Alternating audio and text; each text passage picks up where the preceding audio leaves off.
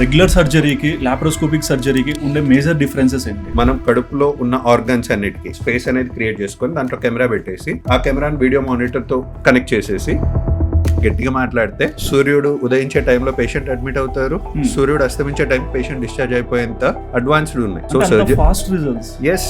ఈ umbilical hernia అంటే ఎటువంటి ఇంపాక్ట్ చూపిస్తుంది ఒక పర్సన్ కి? కంపారిటివ్లీ ఫీమేల్స్ లో ఎక్కువ రావడానికి ఒక కారణం. సో ఆ తడులో ఏమవుతుంది, ఒక తిరునాళ్ళలో మహేష్ బాబు వచ్చి చేయబట్టుకొని ఇట్లా ఇట్లా 2 minutes కి బ్రహ్మాజీ చేయి చూపిస్తాడు. బ్రహ్మాజీ చేతికి ఏమైతుంది, మొత్తం బ్లాక్ అయిపోయి అంత ఎందుకైంది, మేబీ లాక్ అయిపోయింది కాబట్టి. ఎస్. సో మనకి ఇక్కడ ఎక్కువసేపు పట్టుకోవడం వల్ల ఈ పార్ట్ కి అంతా బ్లడ్ సప్లై కట్ అయిపోయి ఇదంతా గ్రీన్ గాను బ్లాక్ గాను తయారైంది. సేమ్ వే హర్నియాలో ఎమర్జెన్సీనే మనకు అది. ఇంగ్వైనల్ హర్నియా అంటే ఏంటి? ఇది మెయిన్లీ మగవారికే వస్తుంది. టైట్ జీన్స్ వేయద్దు ఆర్ ల్యాప్టాప్ లో తొడల పైన పెట్టుకొని పని చేయొద్దు అని అంటుంటారు. ఎందుకు? సిగరెట్ తాగితేనో మందు కొడితేనో జబ్బులు వస్తాయని వింటాం. కానీ ఈ పైలోనడల్ సైనస్ లో కామెడీ ఏంటంటే మన ఓన్ హెయిర్ వల్ల మన ఓన్ స్కిన్ పైన దండయాత్ర చేసి హెయిర్ అనేది లోపలికి వెళ్ళిపోయి స్కిన్ లోపలికి ఇన్ఫెక్షన్ ని కలగజేస్తుంది. బెరియాట్రిక్ సర్జరీకి లైపోసెక్షన్ కి కన్ఫ్యూజ్ అవుతుంది. ఎస్, ఎక్కువ మంది సెలబ్రిటీస్ చేసుకునేది లైపోసెక్షన్. మనకు కొండను కరిగించాలి అన్నవారు జనరల్లీ స్టార్ట్ చేస్తారు, బాగా కష్టపడతారు, ఒక 1 month జిమ్కి వెళ్తారు, డైట్ అన్ని పాటిస్తారు. బట్ వాళ్ళకి వచ్చే వెయిట్ లాస్ ఎంత ఉంటుంది, 2 kgs 3 kgs ఉంటుంది, ఆర్ ద మ్యాక్స్ 5 kgs ఉంటుంది. మీరు చెప్పిన దాని ప్రకారం చూస్తే అంటే ఓవర్ వెయిట్ ఉన్న వాళ్ళకి బేరియాట్రిక్ సర్జరీ అనేది సజెస్ట్ చేస్తారా? సర్కంసిషన్ అనేది బేసిక్గా ఎక్కువ నేను తెలుసుకుంది చిన్నప్పటి నుంచి ఒక కమ్యూనిటీ వాళ్ళకి ఎక్కువగా ఇది మెయిన్ ప్రియారిటీ లాగా కనిపిస్తుంది. బట్ యాజ్ అ డాక్టర్ గా దీని గురించి ఏం చెప్తారు? దాన్నే సుంతి అంటారు. అందరు అనుకున్నట్టు ఇది only community or religious purpose కే కాదు. వారికి స్కిన్ వెనకలికి రాక ఈ ప్రాబ్లం మళ్ళీ మళ్ళీ మళ్ళీ ఇబ్బంది పెట్టి వాళ్ళ సెక్షువల్ లైఫ్ ని చాలా ఇంపాక్ట్ చేస్తూ ఉంటుంది. ఒకసారి ఒక కపుల్ వచ్చారు, న్యూలీ మ్యారీడ్ కపుల్. సార్ మా ఆయన పర్ఫార్మెన్స్ బాగాలేదు అందుకే వచ్చామని స్టార్ట్ చేస్తున్నాము. ఆ మధ్యలో పెయిన్ రావడం నుంచి నేను తర్వాత పర్ఫార్మ్ చేయలేకపోతున్నాను అన్నాడు. అప్పుడు మనకు బయటపడింది ఏంటంటే టైట్. బట్ ఈ సర్జరీస్ ఎంత టైం పడుతుంది? 5 minutes సర్జరీ అండి. హార్డ్లీ 5 minutes అంతే. Very small surgery but big impact. అంటే బేసిక్గా అర్థమవుతుంది అంటే డాక్టర్ దగ్గర లాయర్ దగ్గర ఎక్కువ అబద్ధాలు చెప్పకూడదు అంటారు.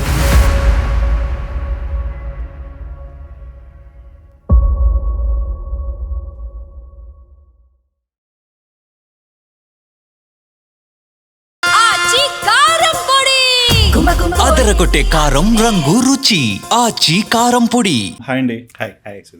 ఎలా ఉన్నారు? గుడ్.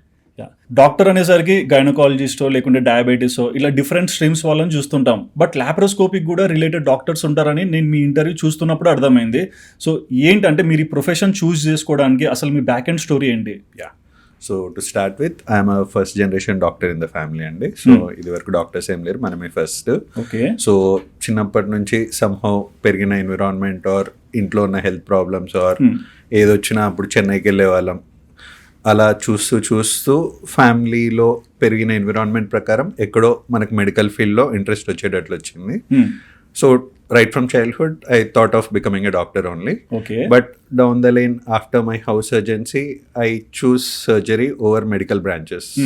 సో దాంట్లో కూడా మనకి ఇది వరకు కాలంలో even during my MBBS days చూసుకుంటే సర్జరీస్ అంటే ఉండే ఇంప్రెషన్ ఏంటి అంటే ఆపరేషన్ అనగానే బ్లడ్ బ్యాంక్ వెళ్ళడం, బ్లడ్ అంతా అరేంజ్ చేయడం, సర్జరీ బయటకు వస్తూనే రొటీన్ వచ్చే క్వశ్చన్ ఏంటంటే ఎన్ని రోజులు రెస్ట్ తీసుకోవాలి ఏంటి అని అలా ఉండేది. ఈవెన్ మై ఎర్లియర్ డేస్ అలానే ఉండేది. కానీ డౌన్ ద లైన్ మనకు ఫ్యూచర్లో ఆర్ టెక్నికల్లీ అడ్వాన్సెస్ అన్నీ వచ్చేసి మనకు లాప్రోస్కోపీ అండ్ రోబోటిక్స్ అనే టెక్నాలజీ వచ్చింది. సో దీంట్లో ఏంటి, సర్జరీ డెఫినేషనే మార్చేసింది. జనరల్లీ మనం రెస్ట్ తీసుకోవాలి అన్నట్లు ఉంటుంటాం. ఇప్పుడు ఏంటి అంటే పేషెంట్ మార్నింగ్ వచ్చి ఈవినింగ్ కల్లా డిశ్చార్జ్ అయిపోయేంత అడ్వాన్స్డ్ సర్జరీస్ అన్ని మనకు laparoscopy and robotics and laser technology ద్వారా పాసిబుల్ అయ్యింది. బట్ అంటే లైక్ మీరు అంటే చదువుకునే డేస్ లో చాలా స్ట్రీమ్స్ ఉంటాయి మీ ముందర, బట్ లాప్రోస్కోపిక్ స్ట్రీమ్ అండ్ ఇందులో పీజీ ఉంటుందని కూడా మీరు చెప్పారు. సో అంటే ఈ స్ట్రీమ్, ఆ పీజీ గురించి, ఈ ఇంటర్న్షిప్, ఈ డీటెయిలింగ్ గురించి ఏం చెప్తారు? Because obviously we have to follow the trends కదండి. ఆల్రెడీ మార్కెట్ లో చాలా మంది డాక్టర్స్ ఉన్నారు, ఇయర్స్ టుగెదర్ ప్రాక్టీస్ ఉన్న వాళ్ళు ఉన్నారు. ఇప్పుడు వాళ్ళందరిలో మనం హౌ వీఆర్ స్టాండింగ్ అవుట్ అనేది వస్తుంది. సో ఆ ప్రకారంగా ఇప్పుడు మనం కరెంట్ జనరేషన్ ని ఫాలో అవుతూ అడ్వాన్స్డ్ టెక్నిక్స్ క్యాచ్ చేయలేకపోయామా, we're lagging behind in the race. So రేస్లో ముందు ఉండాలంటే మనకు టెక్నాలజికల్ ఏదైతే అడ్వాన్సెస్ ఉన్నాయో అవన్నీ మనం ఫస్ట్లోనే నేర్చేసుకొని we have to be the first in the market అన్నట్టు. సో ఆ క్రమంలోనే my education started in Tirupati, my MBBS అంతా. బట్ ఎక్కడో గవర్నమెంట్ సెటప్లో చదివేటప్పుడు ఎక్కడో మాకు కొంచెం వెలితే అనేది కనపడింది. ఏ పరంగా, టెక్నికల్లీ కానీ ఆర్ ఉన్న సర్జికల్ ఎక్విప్మెంట్ పరంగా కానీ ఓల్డ్ ఏజ్ హాస్పిటల్స్ కాబట్టి పాత ఎక్విప్మెంట్సే ఉండేవి. సో ఎప్పుడైతే పోస్ట్ గ్రాడ్యుయేషన్లో I completed my post graduation in general surgery from sir Ganga Ram hospital, Delhi. ఢిల్లీలో నేను వెళ్ళిన హాస్పిటల్లో that is the place where they get all the latest equipment అన్నమాట. సో ఆ క్రమంలోనే నేను గవర్నమెంట్ కాలేజ్లో తిరుపతిలో చూసిన సర్జరీస్ అంటే ఫుల్ రక్తపాతం అవన్నీ ఉండేవి. ఎప్పుడైతే నేను గంగారాంకి వెళ్ళానో అక్కడ చూసి I was mesmerize with the technical advances they have. అంటే సర్జరీని మనం ఏం జరుగుతుందో చూడలేం జనరల్లీ, బట్ ఈ లాప్రోస్కోపీ పుణ్యమా అని చెప్పి మనకు ఇక్కడ సర్జరీ జరుగుతుంటే ప్రపంచంలో ఏ మూలన ఏ మనిషికైనా మనం చేసే సర్జరీ చూపించుకునేంత అడ్వాన్సెస్ అనేవి మనకు ఉన్నాయి. All this is because of laparoscopy అన్నట్టు. సో ఎక్కడో కొంచెం this is the future of surgery అని అనిపించి ఐ చూస్ దట్ ఫీల్డ్ అన్నమాట. ఓకే, సో మీరు అన్నట్లు చూస్తే ఆ డేస్లో జనరల్ సర్జరీస్ ఉండేటివి అండ్ బేసిక్గా ఓల్డ్ ఎక్విప్మెంట్ ఇవన్నీ డిఫరెంట్గా కనిపించేటివి. బట్ ఈ రోజు టెక్నాలజీ అప్గ్రేడ్ అయ్యాక సో ఇప్పుడున్న మోడర్న్ ఎరాలో మీరు అనుకున్న టెక్నాలజీ ఎక్విప్మెంట్ ఇవన్నీ చూస్తుంటారు కదా, సో ఈ డిఫరెన్స్ మీరు ఎలా ఫీల్ అవుతుంటారు? Absolutely it's a bliss for the patients కదండి. పేషెంట్కి ఒక వరం లాంటిది. As I said, blood bank అని పేషెంట్ ఇది వరకు సర్జరీ అంటే అదో పెద్ద సమ్మర్ హాలిడేస్ లాగా ప్లాన్ చేసుకొని ఉండేవాళ్ళు. ఇప్పుడు మేమేమంటాం, మీరు అంత పెద్ద సీజన్ ఏమి ఇవ్వకండి, ఒక వీకెండ్ ఇవ్వండి చాలు. ఆర్ గట్టిగా మాట్లాడితే సూర్యుడు ఉదయించే టైంలో పేషెంట్ అడ్మిట్ అవుతారు, సూర్యుడు అస్తమించే టైం పేషెంట్ డిశ్చార్జ్ అయిపోయేంత అడ్వాన్స్డ్ ఉన్నాయి. So surgery fast results. Yes మనకు అన్ని all these are group together called as minimal access surgeries. పేరులో ఉన్నట్టే మినిమల్ యాక్సెస్ తో చేసే సర్జరీస్. బట్ ఈ మినిమల్ యాక్సెస్ లోనే నేను వినింది లేజర్ సర్జరీస్ కానీ, లాప్రోస్కోపిక్ కానీ, రోబోటిక్ సర్జరీస్, ఈ 3 వేరియేషన్స్ గురించి విన్నాను. సో ఏంటివి? ఆల్ దీస్ ఆర్ బ్రాంచెస్ అన్నట్టు. మినిమల్ యాక్సెస్ సర్జరీ అనేది ఒక ట్రెండ్ అయితే దాంట్లో మనకు ఒక్కొక్క పార్ట్లో ఒక్కొక్క సర్జరీ ఉంటుంది. అండ్ దాంట్లో టెక్నాలజికల్ అడ్వాన్సెస్ ప్రకారం కొన్నిటికి లాప్రోస్కోపీ అండ్ రోబోటిక్స్ అవసరం పడుతుంది, కొన్నిటికి లేజర్ సర్జరీస్ అనేది అవసరం పడతాయి. And each has gots its own scope అన్నట్లు. Okay, but down the line ఇవి చాలా ఎక్స్పెన్సివ్ లేకుంటే మినిమం బడ్జెట్? ఆబ్వియస్లీ టెక్నాలజీ అంతా పెరిగే కొద్దీ ఎక్స్పెన్సివ్ కూడా అవుతాయండి. Compare to open surgeries and general surgeries, these are definitely costly. Regular సర్జరీకి లాప్రోస్కోపిక్ సర్జరీకి ఉండే మేజర్ డిఫరెన్సెస్ ఏంటి? అంటే లైక్ అడ్వాంటేజ్ అయినా చెప్పొచ్చు. ఎస్, సో ఫస్ట్ మనం లాప్రోస్కోపీ అంటే ఏంటో చూసుకుందామండి. పేరుని డివైడ్ చేసి చూస్తే లాప్రో ఒక హాఫ్, స్కోపీ ఒక హాఫ్.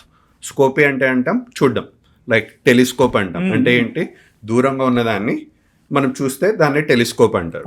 సేమ్ వే లాప్రోస్కోపీ అంటే, లాప్రో అంటే కడుపు అన్నట్టు.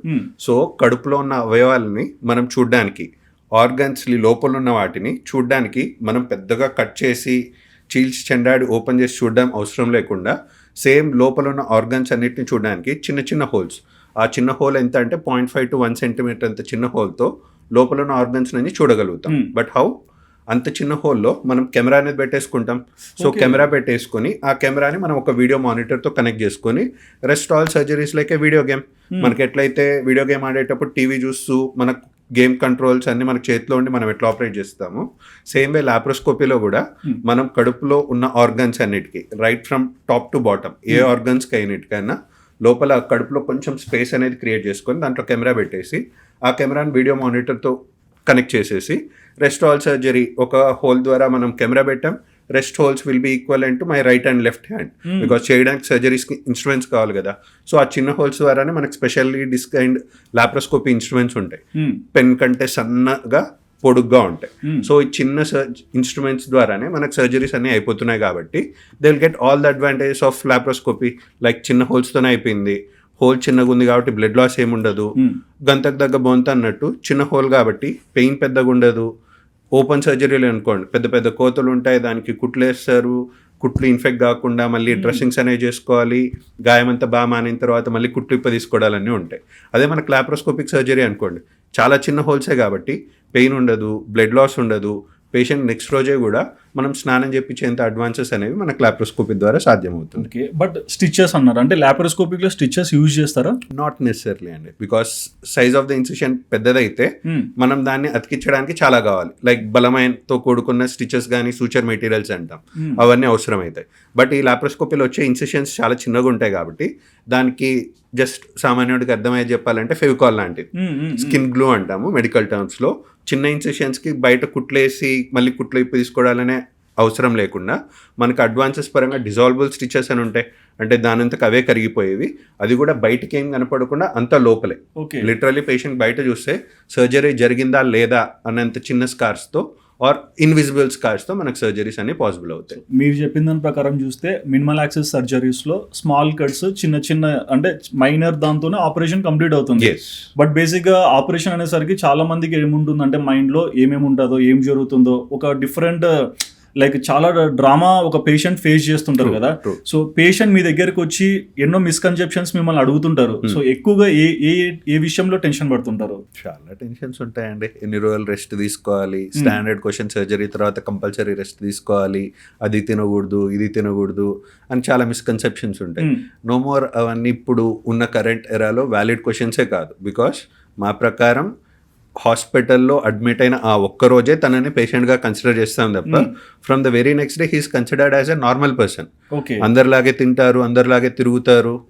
సో స్పెషల్ ప్రికాషన్స్ అంటూ పెద్దగా ఏమీ ఉండవు. మరి ఓవరాల్ మీ క్లినికల్ ఎక్స్పీరియన్స్లో ఎంతో మందికి ఇప్పటి వరకు ట్రీట్మెంట్ చేస్తుంటారు, సర్జరీస్ కూడా చేస్తుంటారు కదా.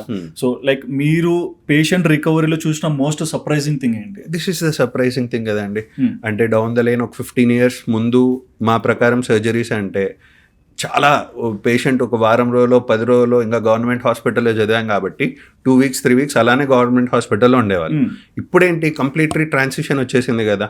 ఎవరు ఎక్స్పెక్ట్ చేస్తారు పొద్దున వచ్చి అదేదో సినిమా థియేటర్కి వచ్చి సినిమా చూసిపోయినట్టు వచ్చారు, సర్జరీ చేయించేసుకున్నారు, ఈవినింగ్ కల్లా డిశ్చార్జ్ అయిపోయి ఏ బెడ్ పైన అయితే తన డే స్టార్ట్ అయిందో అదే బెడ్ పైన తన డే ఎండ్ చేయగలుగుతున్నారు కదా. So this I consider as a miracle in the surgical fields. Okay, and main మీ ప్రొఫెషన్లో చూసినప్పుడు మీరు కొన్ని ఎలిమెంట్స్ ని ట్రీట్మెంట్ చేస్తున్నారు. So first hernia. So hernia అంటే ఏంటి అండ్ ఇందులో 2 types ఉంటాయని విన్నాను. సో దీని గురించి డీటెయిలింగ్ ఏం చెప్తారు? So hernia is very most commonly treated disease. So దీంట్లో ఏమవుతుందంటే మనకి అందరికీ కూడా ఒక్కొక్క ఆర్గన్స్కి ప్రొటెక్షన్స్ లాగా ఉంటుంది.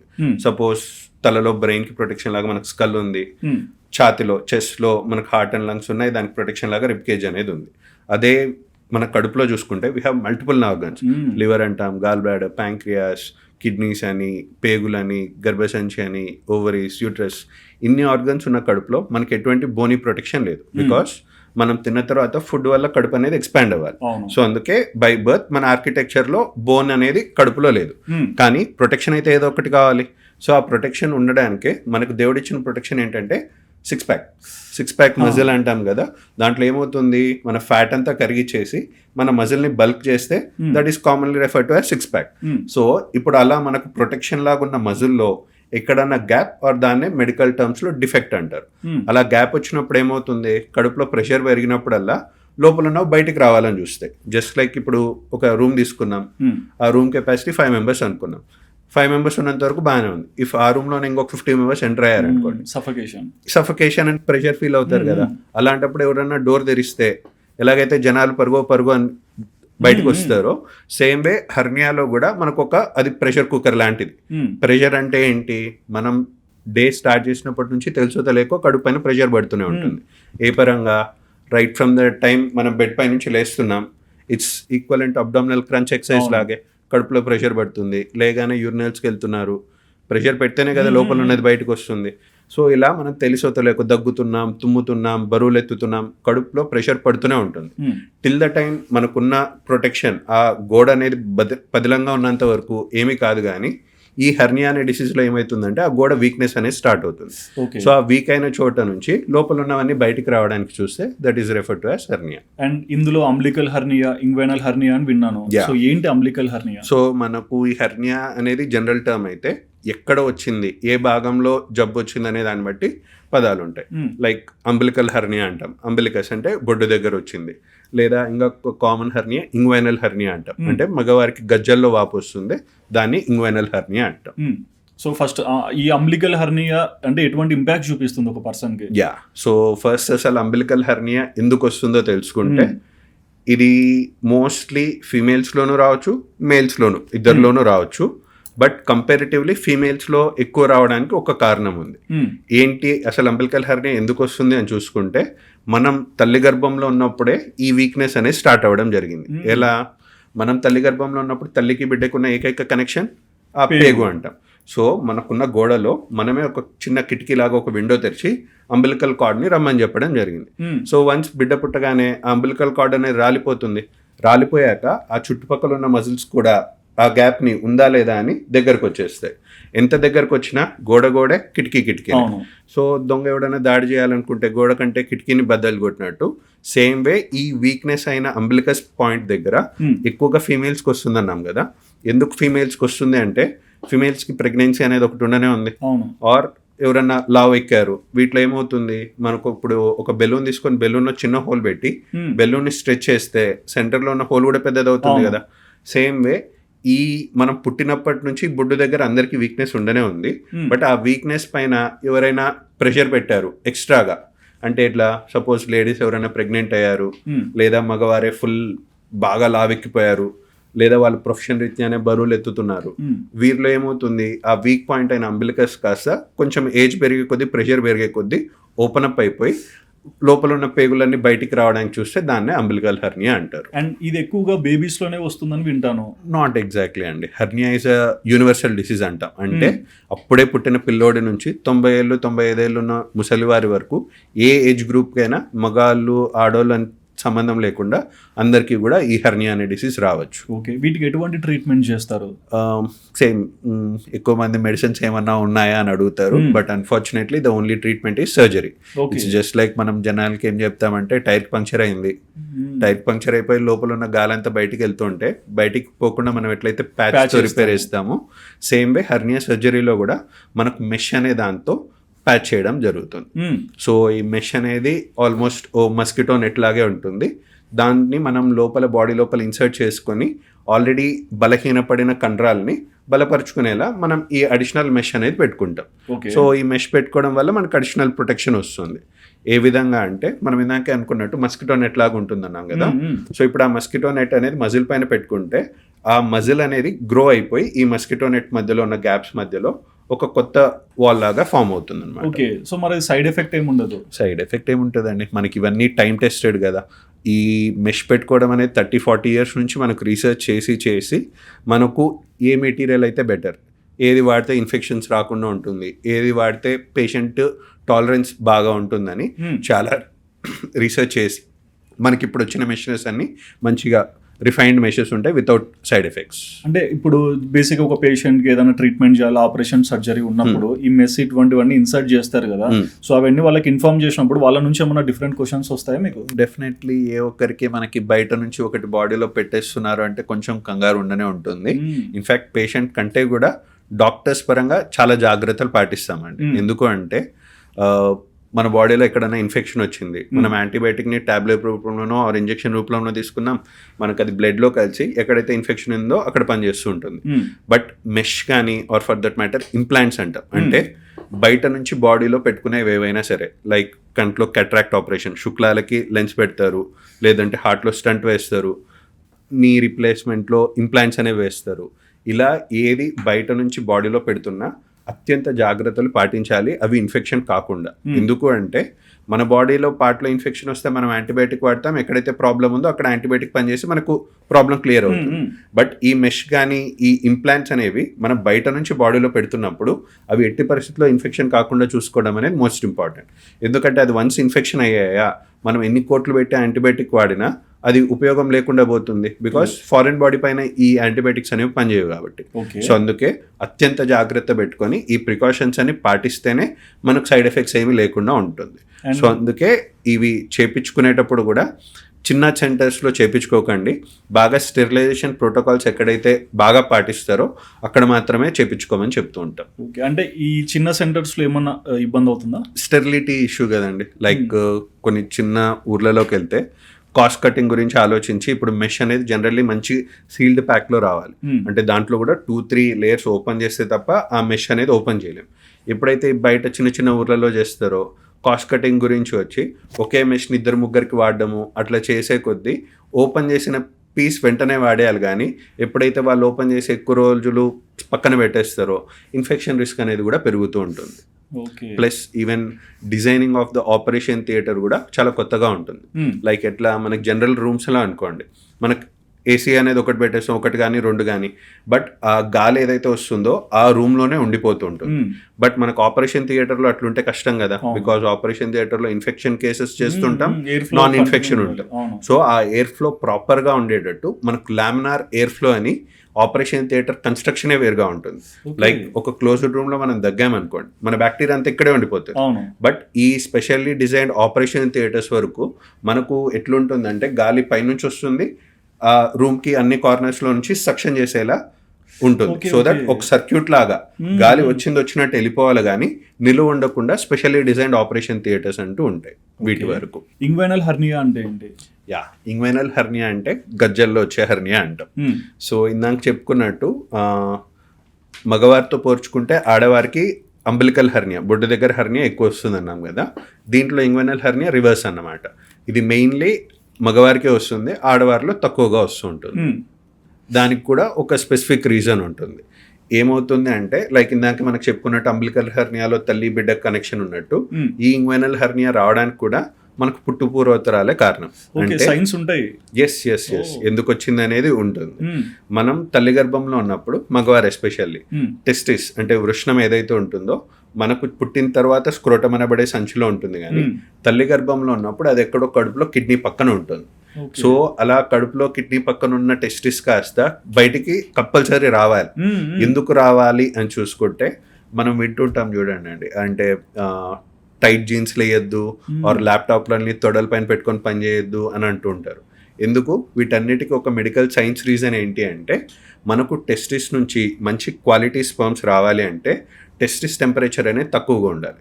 సో ఆ పరంగా టెస్టిస్ అనేది ఎక్కడో కడుపు లోపల ఉండిపోయింది అనుకోండి, దానిపైన ఒక 10 కవరింగ్స్ ఉన్నట్లు ఉండిపోయి లోపలంతా హీట్ ఎక్కువ అయిపోతుంది. కాబట్టి ఈ టెస్టిస్ వృషణం ఏం చేస్తుంది, లోపల ఉంటే నేను చాలా హీట్ ఉంది కదా, నాకు కూల్ ఎన్విరాన్మెంట్ కావాలని బాడీలో ఉన్న టెస్టిస్ కాస్త బయటకు వచ్చేసి స్క్రోటం అనబడే సంచిలో దారడం జరిగింది.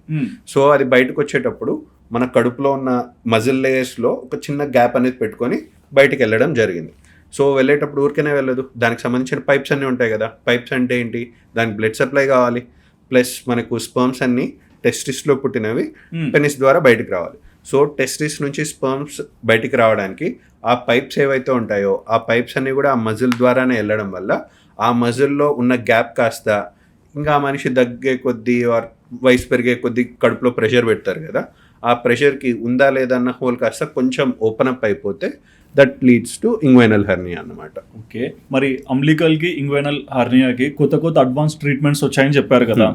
మరి అంటే ఈ laparoscopic repair versus open repair advantage ఏంటి? సో ఓపెన్ సర్జరీలు ఇందాక చెప్పుకున్నట్టు ఓపెన్ సర్జరీ ఏంటి, పెద్ద పెద్ద కోతలు ఇవ్వాలి, అన్ని సపరేట్ చేసుకుంటూ టిష్యూస్ని ఆ మజిల్లో గ్యాప్ ఏదైతుందో ఆ గ్యాప్ని క్లోజ్ చేసి మెష్ అనేది పెట్టుకోవాలి. మనం ఇదే పెద్ద పెద్ద కోతలు లేకుండా చిన్న చిన్న హోల్స్ ద్వారా keyhole surgery or laparoscopy surgery ద్వారా చేసుకుంటే మనకు కాస్మెటిక్ పరంగా కావచ్చు, పెయిన్ పరంగా కావచ్చు, బ్లడ్ లాస్ పరంగా కావచ్చు, మనం పెద్ద మెష్ అనేది పెట్టుకుంటే మనకు బెస్ట్ రిజల్ట్స్ అనేవి లాప్రోస్కోపీ అండ్ రోబోటిక్స్ ద్వారా సాధ్యమవుతూ ఉంటాయి. సో సర్జరీ తర్వాత రికవరీ ఇలాంటి ఆపరేషన్స్కి ఎంత టైం పడుతుంది? రికవరీ అంటే మా ప్రకారంగా యాజ్ సెట్ పేషెంట్ అదే రోజు తిరుగుతారు, అదే రోజు తినచ్చు, ఆ నెక్స్ట్ రోజే ఇంటికి వెళ్ళి స్నానం కూడా చేసేయచ్చు. ఓకే, ఓన్లీ ప్రికాషన్ ఏముంటుంది అంటే ఆపరేషన్ తర్వాత బెడ్ రెస్ట్ అవసరం లేదు, కానీ స్ట్రెయినింగ్ అనేది మాత్రం అవాయిడ్ చేయాల్సి వస్తుంది. సో మెష్ గురించి ఇంత చెప్పారు కదా, ఇన్ కేస్ కొంతమందికి నాకు ఇది కావాలి ఇది వద్దు అని కొంచెం పేషెంట్ రిక్వైర్మెంట్ కూడా ఉంటుంది కదా. ఇన్ కేస్ పేషెంట్ కనుక నాకు ఈ మెష్ వద్దు ఇంకా అదర్ ఏదన్నా ఉంటే చెప్పండి అంటే ఏంటి? We will try to convince the patient. ఎందుకు అంటే ఇప్పుడున్న జమానాలో మెష్ లేకుండా హెర్నియా సర్జరీ అనేది జరగదు. ఎందుకంటే 20-30 ఇయర్స్ ముందు అయితే మెష్ లేకుండా సర్జరీస్ జరిగేవి. సో దాంట్లో కూడా 50-50 సక్సెస్ పర్సెంటేజ్ ఉండేది. ఈ మెష్ అనేది వచ్చాకే మనకు 99-100% సక్సెస్ అనేది పాసిబుల్ అవుతుంది. అందరికీ భయం అయితే ఉంటుంది మెష్ అనేది ఎందుకు పెట్టుకోవాలి అని, బట్ మెష్ అనేది పెట్టుకోకపోతే ఏమవుతుంది అని చెప్తాను. మనకు కొన్ని సర్జరీస్ ఉంటాయి, లైక్ యూట్రస్ రిమూవల్, అంటే గర్భసంచిలో గడ్డలు వచ్చాయి, గర్భసంచి తీసేయాలి. ఆ సర్జరీ సక్సెస్ అనేది దెన్ అండ్ దేర్ ఫిక్స్ అయిపోతుంది.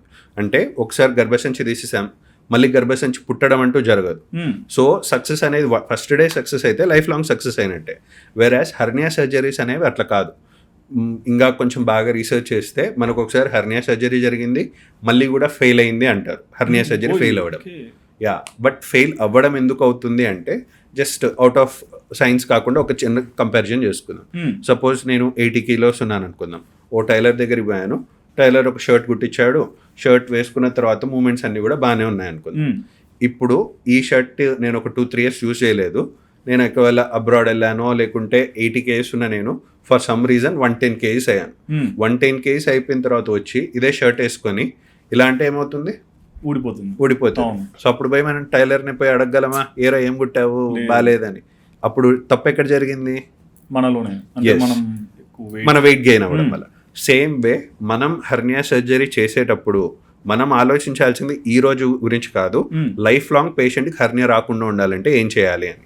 సపోజ్ ఈ రోజు పేషెంట్ వచ్చారు, ఇంత హోల్తో వచ్చారు, ఆ హోల్ని మనం క్లోజ్ చేసి మెష్ లేకుండా సర్జరీ చేసామనుకోండి, బై ఛాన్స్ పేషెంట్ కనుక సేమ్ ఇందాక చెప్పినట్టు వెయిట్ గెయిన్ అయ్యారు, it's just like shirt buttons కుట్టాము, బట్ షర్ట్ని అటు ఇటు లాగితే బటన్స్ తెగిపోవచ్చు కదా. సేమ్ వే మన మజిల్స్ పైన మనం వేసిన కుట్లు ఏవైతే ఉంటాయో, ఒకవేళ పేషెంట్ విపరీతంగా బరువు పెరిగారు ఆర్ వెయిట్ లిఫ్టింగ్ చేశారు ఫర్ సమ్ రీజన్, చేసినప్పుడు ఆ కుట్లు తెగిపోవచ్చు. సో అందుకే మనం బలహీనపడిన కండల్ని నమ్మట్లేదు, మనం వేసుకున్న కుట్లని నమ్మట్లేదు, బికాస్ రెండు తెగిపోయే ఛాన్సెస్ ఉంటాయి. అందుకే ఆల్వేస్ ఒక ప్రాస్థెటిక్ మెటీరియల్ అయిన ఈ మెష్నే మనం నమ్ముకోవడం జరుగుతుంది. ఆ మెష్ని పెట్టిన తర్వాత మనకేమవుతుంది, ఒక కొత్త గోడ అనేది ఫామ్ అవుతుంది.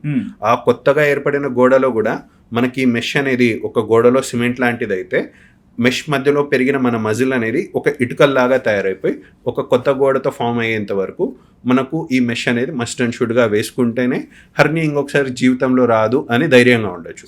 మెష్ వేసుకోకుండా ట్రీట్మెంట్ చేస్తే మనకు సక్సెస్ రేట్ అనేది తగ్గే ఛాన్సెస్ ఉంటాయి. కాబట్టి ఇప్పుడున్న కాలంలో మెష్ లేకుండా హర్నియా సర్జరీస్ అనేది చేయట్లేదు. మీరు ఇది చెప్తున్నప్పుడు నాకంటే మీ దాంట్లో బేరియాట్రిక్ సర్జరీస్ చూశాను. సో ఈ బేరియాట్రిక్కి ఈ వెయిట్ పెరిగేదానికి ఇంటర్లింక్ ఉందా ఏమన్నా? ఎస్, మనకి always weight loss is related to hernia అంటాం. ఆర్ ఇందాక మనం చెప్పుకున్నట్టే హర్నియా ప్రెగ్నెంట్ ఫీమేల్స్లో ఎందుకు వస్తుంది? వాళ్ళు ప్రెగ్నెన్సీ టైంలో కడుపు అనేది ఉబ్బుతుంది కాబట్టి. Same way bariatric surgery or weight ఎవరైతే బాగా పెరుగుతారో వారిలో మనకు మజిల్ అనేది బాగా స్ట్రెచ్ అయిపోయి మజిల్ థిన్ అయిపోవడం వల్ల వారిలో హర్నియాస్ అనేవి మనం బాగా గమనిస్తూ ఉంటాం. సో హర్నియా ఒకవేళ కాంప్లికేటెడ్ అయింది అనుకోండి, దాన్ని మనం రిజెక్ట్ చేస్తూ నెగ్లెక్ట్ చేస్తూ అవాయిడ్ చేస్తున్నాం అనుకోండి, ఎటువంటి కాంప్లికేషన్స్ మనం ఫేస్ చేస్తాం? సో మనం హర్నియాలో అంటే ఏమనుకున్నాం, మజిల్లో హోల్ పడింది, ఆ హోల్ నుంచి ఇంటెస్టైన్స్ వెళ్తున్నాయి వస్తున్నాయి అన్నాం. సో ఇనీషియల్ స్టేజెస్ వరకు ఎట్లుంటుందంటే, హోల్ ఒకటి ఉంది, ఆ హోల్ ద్వారా ఇంటెస్టైన్స్ వెళ్తున్నాయి, మళ్ళీ మనకు ఇనీషియల్ స్టేజ్ వరకు వెళ్తూ ఉంటాయి. బట్ అదే అడ్వాన్స్ అయింది అనుకోండి, మనకేమైతుంది, ఈ హోల్లో నుంచి పేగులన్నీ బయటికి వెళ్ళిపోయి సడన్ గా ఇప్పుడు రావడం కూడా ఇబ్బంది అయిపోతుంటుంది. ఎట్లయితే ఇప్పుడు మనం చూస్తుంటాం కదా, ఏదైనా డోర్ ఉంటుంది, డోర్ కి రేకుల్లాగా ఐరన్ రాడ్స్ ఉంటాయి, ఎవడో ఒక చిన్నపిల్లాడు తల పెట్టి ఐరన్ రాడ్స్ మధ్యలో తల పెడతాడు, పెట్టడం వరకు ఓకే, మళ్ళీ తీయడం ఇబ్బంది అయిపోతుంది. Yes, same way hernia trouble చేయనంత వరకు మోస్ట్ ఆఫ్ ద పీపుల్ అసలు సిమ్టమ్స్ ఏముండవు. బట్ ఎవరికైతే సడన్ గా పేగులు ఇరుక్కుపోయి మళ్ళీ తిరిగి రాకుండా ఉంటాయో వారిలో డైహార్డ్ ఎమర్జెన్సీ లాగా మారుతుంది. ఏమైతుంది అంటే మనకు పేగుల్లో ఉన్నవి వెళ్ళక అండ్ పేగులకు కూడా బ్లడ్ సప్లై అనేది సడన్ గా కట్ అయిపోతుంది. సో జనరల్లీ మా పేషెంట్స్కి నేను ఎట్లా కంపారిజన్ చెప్తానంటే, అతడు సినిమా ఆల్మోస్ట్ అందరూ చూసే ఉంటారు. సో అతడులో ఏమవుతుంది, ఒక తిరునాళ్ళలో హీరోయిన్ ని త్రిషాని ఏడిపిస్తుంటే, బ్రహ్మాజీ ఏడిపిస్తుంటే మహేష్ బాబు వచ్చి చేయబట్టుకొని ఇట్లా ఇట్లా అని 2 minutes బ్రహ్మాజీ చేయి చూపిస్తాడు. బ్రహ్మాజీ చేతికి ఏమైతుంది, మొత్తం బ్లాక్ అయిపోయి అంతా ఎందుకయింది, మేబీ లాక్ అయిపోయింది కాబట్టి. ఎస్, సో మనకి ఇక్కడ ఎక్కువసేపు పట్టుకోవడం వల్ల ఈ పార్ట్కి అంతా బ్లడ్ సప్లై కట్ అయిపోయి ఇదంతా గ్రీన్ గాను బ్లాక్ గాను తయారైంది. సేమ్ వే హర్నియాలో ఎమర్జెన్సీనే మనకు అది. పేగులు ఏవైతే ఉన్నాయో ఇవి హోల్ ఉంది, పేగులు వెళ్తున్నాయి వస్తున్నాయి ప్రాబ్లం లేదు. బట్ ఎప్పుడైతే పేగులు సడన్గా ఎవరికైతే ఇరుక్కుపోయినప్పుడు ఈ పార్ట్ ఆఫ్ ఇంటెస్టైన్కి బ్లడ్ సప్లై అంతా ఒక్కసారిగా కట్ అయిపోయి ఆ పేగులు కట్ చేసి తీయాల్సిన అవసరం కూడా పడవచ్చు. మనకి ఇప్పుడు హార్ట్ అటాక్ అంటాం, హార్ట్ అటాక్లో ఏమవుతుంది, హార్ట్కి బ్లడ్ సప్లై కట్ అయిపోయి మనకు నొప్పిగా వస్తుంది. సేమ్ వే ఇది కైండ్ ఆఫ్ హర్నియాలో వచ్చే ఎమర్జెన్సీని మనం ఇంటెస్టైన్ అటాక్ అంటాం. అంటే ఇంటెస్టైన్కి రావాల్సిన బ్లడ్ సప్లై ఒకసారిగా కట్ అయిపోవడం వల్ల మనకు పేగులు చచ్చిపోయే ఎమర్జెన్సీకి దారి తీయచ్చు అన్నమాట. బట్ బేరియాట్రిక్ సర్జరీ అంటే నాకు గుర్తొచ్చేది వెయిట్ లాస్ కోసం సర్జరీస్ చేయించుకుంటారని విన్నాను. ఒకప్పుడు చూసుకుని చాలా మంది సెలబ్స్ కూడా ఇలాంటి ఒక సర్జరీ చేయించుకొని సో కొంచెం స్లిమ్ అయ్యారని తెలుస్తుంది. బట్ ఈ రోజు చాలా మంది మోడర్న్ గా డైట్ ఇది అని ఫాలో అవుతున్నారు. అసలు ఈ బేరియాట్రిక్ సర్జరీ ఎప్పుడు చేయించుకోవాలి? ఇన్ కేస్ ఎవరైనా సన్నగా అవ్వాలనుకున్న వాళ్ళు ఫస్ట్ ఆప్షన్ లోనే ఇది పిక్ చేసుకోవచ్చా? సో దీన్ని 2 స్ప్లిట్ చేసి చెప్పుకుందాం. ఫస్ట్, వెయిట్ లాస్ గురించి, వెయిట్ లాస్ కావాలనుకునే ప్రతి ఒక్కరూ బేరియాట్రిక్ సర్జరీ అనేది ఆప్షన్ కాదు. Bariatric surgery is reserved for only in people where heavy weight loss is expected. అంటే వాళ్ళు 5 కేజీలు 10 కేజీలు కాదు, ఈజీగా 40 కేజీలో 50 కేజీలో తగ్గాలనుకున్న వారికి మాత్రమే బేరియాట్రిక్ సర్జరీ ఉంటుంది. అండ్ దీంట్లో మనకు చూసుకోవాల్సింది, మనకు క్రైటీరియా ఉంటాయండి. మనకి బాడీ మాస్ ఇండెక్స్ అనే దాన్ని బట్టే మనకు బేరియాట్రిక్ సర్జరీ ఎవరికి అవసరం ఉంటుంది. ఈ బాడీ మాస్ ఇండెక్స్ లో కూడా మనం హైట్ బట్టి అండ్ వెయిట్ బట్టి ఒక చిన్న ఫార్ములా ఉంటుంది. దాన్ని బట్టి మనం బాడీ మాస్ ఇండెక్స్ అనేది మనం క్యాల్కులేట్ చేస్తాం. అంటే క్లుప్తంగా చెప్పాలంటే అంటే బరువు ఒక్కటే మనం చూసుకోం. ఎందుకంటే పొట్టిగున్నవాడు ఆబ్వియస్లీ హైట్ తక్కువ ఉంటాడు కాబట్టి వెయిట్ తక్కువే ఉంటాడు. బాగా పొడుగున్నవాడు ప్రపోర్షనేట్ గా పెరుగుతారు. సో అందుకే ఎంత హైట్ కి ఎంత వెయిట్ ఉండాలి అనే క్రైటీరియానే మనకు బాడీ మాస్ ఇండెక్స్ అని చెప్తాం. సో మనకు ఇండియాలో కంపేర్ టు వరల్డ్, మనకు ఇండియాలో ఆర్ ఏషియాలో ఈ హార్ట్ డిసీజెస్ కానీ ఇవన్నీ ఎక్కువ వచ్చే ఛాన్సెస్ ఉంటాయి. కాబట్టి బేరియాట్రిక్ సర్జరీ క్రైటీరియా ప్రకారం కూడా ఎవరికైతే బాడీ మాస్ ఇండెక్స్ అనేది 37.5 కంటే ఎక్కువ ఉంటుంది అంటే వారిలో బేరియాట్రిక్ సర్జరీ అవసరం అంటాం. ఇదే వరల్డ్ స్టాటిస్టిక్స్ ప్రకారం పోతే 40 కంటే ఎక్కువ ఉంటే బేరియాట్రిక్ సర్జరీ నీడెడ్ అంటాం. బట్ ఏషియన్ పాపులేషన్ వరకు 37.5 కంటే ఎక్కువ ఉన్నా కూడా బేరియాట్రిక్ సర్జరీ అవసరం అంటాం. అండ్ ఈ బేరియాట్రిక్ సర్జరీతో వచ్చే మనకు బిగ్గెస్ట్ అడ్వాంటేజ్ ఏంటి అంటే, మనకు ఇది వరకు కాలంలో లాగా బేరియాట్రిక్ అంటే ఓన్లీ వెయిట్ లాస్ వరకు మాత్రమే హెల్ప్ అవుతుందని కాదు. ఈ బేరియాట్రిక్ సర్జరీస్ వల్ల మనకు షుగర్ కూడా రివర్స్ చేయొచ్చు. అండ్ బీపీ కంట్రోల్ కానీ, థైరాయిడ్ కంట్రోల్ కానీ, పీసీఓఎస్, మోకాల నొప్పులు, ఇలా any side effects of obesity వల్ల వచ్చే కాంప్లికేషన్స్ అన్నీ కూడా ఈ వెయిట్ లాస్ సర్జరీ వల్ల, బేరియాట్రిక్ సర్జరీ వల్ల రివర్స్ అవుతూ ఉంటాయి. అందుకే ఇప్పుడున్న కాలంలో బేరియాట్రిక్ సర్జరీనే మెటబాలిక్ సర్జరీ అని కూడా అంటుంటారు. ఓకే, బట్ ఈ బేరియాట్రిక్ సర్జరీ ప్రాసెస్ చెప్తారా? అంటే ఎలా చేస్తారు ఏంటి?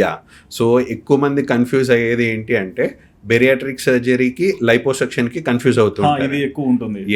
ఎక్కువ మంది సెలబ్రిటీస్ చేసుకునేది లైపోసెక్షన్ అండి. బికాస్ వాళ్ళు చేసుకునేది కాస్మెటిక్ కరెక్షన్ కోసం అంటారు కదా.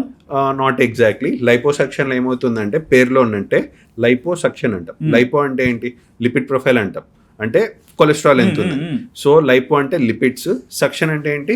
సక్అవుట్ చేసేయడం, మనకు వాక్యూమ్ క్లీనర్ లాగా సక్షన్ చేసేయడం. సో ఈ లైపోసెక్షన్ సర్జరీలో ఏం చేస్తారు అంటే, liposuction is first of all not for weight loss అండి. Liposuction is for cosmetic correction కోసం. అంటే లైక్ ఎవరికైనా ఇక్కడ తొడల్లో, షోల్డర్స్లో కానీ, తొడల్లో కానీ, హిప్స్లో కానీ బాగా ఫ్యాట్ ఉంది, మిగతా బాడీ పార్ట్స్ అన్ని సన్నగా ఉన్నాయి, బట్ ఈ పార్ట్ వరకు మాత్రం కొంచెం అబ్నార్మల్గా ఉంది అన్నప్పుడు, ఆ పార్ట్లో మాత్రమే మనకు ఫ్యాట్ తగ్గాలి అన్నప్పుడు లైపోసెక్షన్ అనేది హెల్ప్ అవుతుంది. దాంట్లో ఏం చేస్తాము, సపోజ్ నాకు షోల్డర్ లెవెల్లో ఎక్కువ ఫ్యాట్ ఉంది, షోల్డర్ లెవెల్ ఒక చిన్న నిక్కిచ్చేసి మిగతా ఈ భాగంలో ఉన్న ఫ్యాట్ అంతా మనం బ్రేక్ డౌన్ చేస్తాం. లిపిడ్స్ ఫ్యాట్ అంతా బ్రేక్ డౌన్ చేసి మనం సక్అవుట్ చేసేస్తాం. సో అది కూడా కాస్మెటిక్ సర్జరీనే. హార్డ్లీ 0.5 to 1 సెంటీమీటర్ అంత హోల్తో మొత్తం ఫ్యాట్ అంతా ఆ భాగంలో, ఆ పర్టికులర్ భాగంలో ఉన్నది మాత్రమే తీసారు. సో దీనివల్ల ఏంటి, ఆ టెంపరీగా అప్పటికి చేరిన ఫ్యాట్ తీస్తున్నామే తప్ప మళ్ళీ మనకు పేషెంట్ లైఫ్ స్టైల్ చేంజెస్ వల్ల మళ్ళీ గ్రో అయిపోతాయి. సో లైపోసెక్షన్ ఈజ్ కాస్మెటిక్ కరెక్షనే తప్ప వెయిట్ లాస్ పరంగా పెద్దగా హెల్ప్ అవ్వదు. Whereas bariatric surgery is completely different.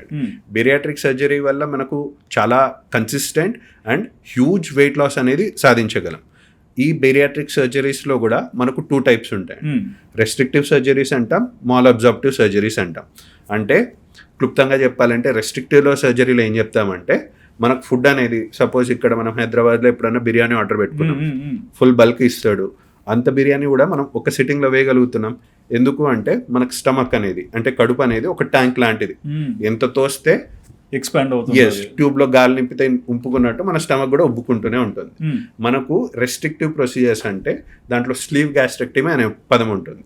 అంటే గ్యాస్ట్రెక్టమీ అంటే ఏంటి, గ్యాస్ట్రిక్ అంటే స్టమక్, గ్యాస్ట్రెక్టమీ అంటే స్టమక్ ని కట్ చేస్తున్నాం. ఏ షేప్ లో కట్ చేస్తున్నాం? స్లీవ్ షేప్ లో. అంటే ఇంత మనకు లీటర్న్నర కెపాసిటీ ఉన్న స్టమక్ని కాస్త మనం ఒక చిన్న ట్యూబ్ లాగా చేస్తే దాన్ని స్లీవ్ గ్యాస్ట్రెక్టమీ అంటాం. ఓకే. సో ఇట్లాంటి సర్జరీస్ వల్ల మనకు చాలా బెనిఫిట్స్ ఉంటాయి. ఒకటేంటి, పేషెంట్ అంత కెపాసిటీ ఉన్నవాడు ఇంతే తింటాడు, తక్కువ తింటాడు, కొంచెం తిన్నా కూడా ఫుల్ అయిన ఫీలింగ్ ఉంటుంది. అండ్ ఇది మనం మామూలుగా కూడా చేసేయచ్చు సర్జరీ లేకుండా ఫుడ్ క్వాంటిటీ తగ్గించి. కానీ ఈ సర్జరీస్ వల్ల వచ్చే అడిషనల్ అడ్వాంటేజ్ ఏంటి అంటే, మనం ఏదైతే స్టమక్ పోర్షన్ మనం తీసేస్తున్నామో మనకు ఆ స్టమక్ పోర్షన్ నుంచే మనకు బ్రెయిన్కి ఆకలి అనే సిగ్నల్ పంపించే హార్మోన్స్ అనేవి మనకు ఆ స్టమక్ నుంచే రిలీజ్ అవుతూ ఉంటాయి. మనం ఇప్పుడు ఈ బెరియాట్రిక్ సర్జరీలో ఎస్పెషల్లీ స్లీవ్ గ్యాస్ట్రెక్టమీ అనే ప్రొసీజర్లో గ్రెలిన్ అనే హార్మోన్ ఉంటుంది. దానివల్లనే మనకు ఆకలి అనే సెన్సేషన్ వస్తుంది. సో ఈ స్లీవ్ గ్యాస్ట్రెక్టమీలో ఈ గ్రెలిన్ హార్మోన్ ఎక్కడైతే ఉత్పత్తి అవుతుందో, ప్రొడ్యూస్ అవుతుందో ఆ పోర్షన్ని తీసేస్తాం. సో స్వతహాగానే ఆకలి ఉంది అని ఆకలిని చంపుకొని తక్కువ తినే వాళ్ళు ఉన్నారు. దీంట్లో ఏంటంటే ఆకలి చంపుకోవాల్సిన అవసరం లేదు, బికాస్ వాళ్ళకి ముందు నుంచే కూడా వాళ్ళకి అపటైట్, ఆ ఆకలి అంతా తగ్గిపోయి వాళ్ళు లిమిటెడ్ క్వాంటిటీస్లోనే తింటూ ఉంటారు. ఇది మనకు రెస్ట్రిక్టివ్ ప్రొసీజర్స్ అని. ఇంకొక ప్రొసీజర్ ఉంటుంది బైపాస్ ప్రొసీజర్స్ అంటాం. లైక్ దీంట్లో ఏమవుతుంది అంటే, మనకు పేగులు ఇంటెస్టైన్స్ లెంగ్త్ అంతా చూస్తే 6 meters అంటాం కదా, దీంట్లో 2 metersని బైపాస్ చేసేస్తాం. అంటే తీసేస్తారు. బైపాస్ అంటే మనం ఇప్పుడు మన హైదరాబాద్లోనే చూసుకుందాం. ఎయిర్పోర్ట్ నుంచి సిటీలోకి రావాలంటే ఔటర్ రింగ్ రోడ్ ద్వారాను రావచ్చు, సిటీలో నుంచి రావచ్చు. మనం ఔటర్ రింగ్ రోడ్ ద్వారా వస్తున్నాం బికాస్ ఈ ట్రాఫిక్ అంతా బైపాస్ చేసినట్లు వస్తున్నాం. సేమ్ వే ఈ బైపాస్ ప్రొసీజర్స్ లో కూడా ఫుడ్ అనేది మొత్తం ఫుడ్ పైప్ లో నుంచి స్టమక్ లో నుంచి స్మాల్ ఇంటెస్టైన్ లో నుంచి లార్జ్ ఇంటెస్టైన్ లోకి వెళ్ళాల్సింది మనం ఈ బైపాస్ ప్రొసీజర్ లో డైరెక్ట్లీ ఫుడ్ అనేది ఫుడ్ పైప్ నుంచి స్టమక్ నుంచి స్మాల్ ఇంటెస్టైన్ లో ఒక 200 meters ని బైపాస్ చేసి డైరెక్ట్లీ స్మాల్ ఇంటెస్టైన్స్ కి ఫుడ్ వెళ్ళిపోతూ ఉంటుంది. సో డైజెస్టివ్ సిస్టమ్ పరంగా డైజెస్టివ్ కెపాసిటీ ఏదైతే ఉంటుందో దాన్ని మనం తగ్గించేస్తున్నాం కాబట్టి పేషెంట్ తిన్నా కూడా మనకు సరిగ్గా అబ్జర్వ్ చేసుకోవడానికి ఇంటెస్టైన్స్ లేవు కాబట్టి ఆ పరంగా మనకు వెయిట్ లాస్ అనేది అచీవ్ అవుతూ ఉంటాం. సో మనకు restrictive procedures and mall absorptive procedures వల్ల మనకు వెయిట్ లాస్ అనేది టెరిఫిక్గా ఉంటాయి. Results will be very amazing. ఇంకోటి కూడా విన్నాను, అంటే దీనిలో ఏదో లైక్ ఒక బెలూన్ లాగా పెడతారు. యా సో అదేంటి? సో ఇప్పుడు మనం ఏదైతే సర్జరీ ద్వారా ఇంత కడుపున్న స్టమక్ని మనం స్లీవ్ లాగా చేస్తున్నాం అంటున్నామో, ఇది సర్జరీ లేకుండా వాళ్ళు ఈ బెలూన్ ప్రొసీజర్లో ఏం చేస్తారు అంటే, నోటి ద్వారా ఒక చిన్న క్యాప్సూల్ రూపంలో, టాబ్లెట్ రూపంలో ఉంటుంది, దాన్ని మింగమని చెప్తాము. మింగమని చెప్పిన తర్వాత అది స్టమక్లోకి వెళ్ళిన తర్వాత దెన్ ఆ క్యాప్సూల్లో చిన్న లిక్విడ్ అనేది నింపడం జరుగుతుంది. సో ఆ క్యాప్సూల్ చిన్నగా ఉన్నది కాస్త ఒక 1/2 liter to 700 ml అంతా ఒక రౌండ్ బెలూన్ లాగా ఫామ్ అయిపోయి అది కడుపులో ఉంటుంది.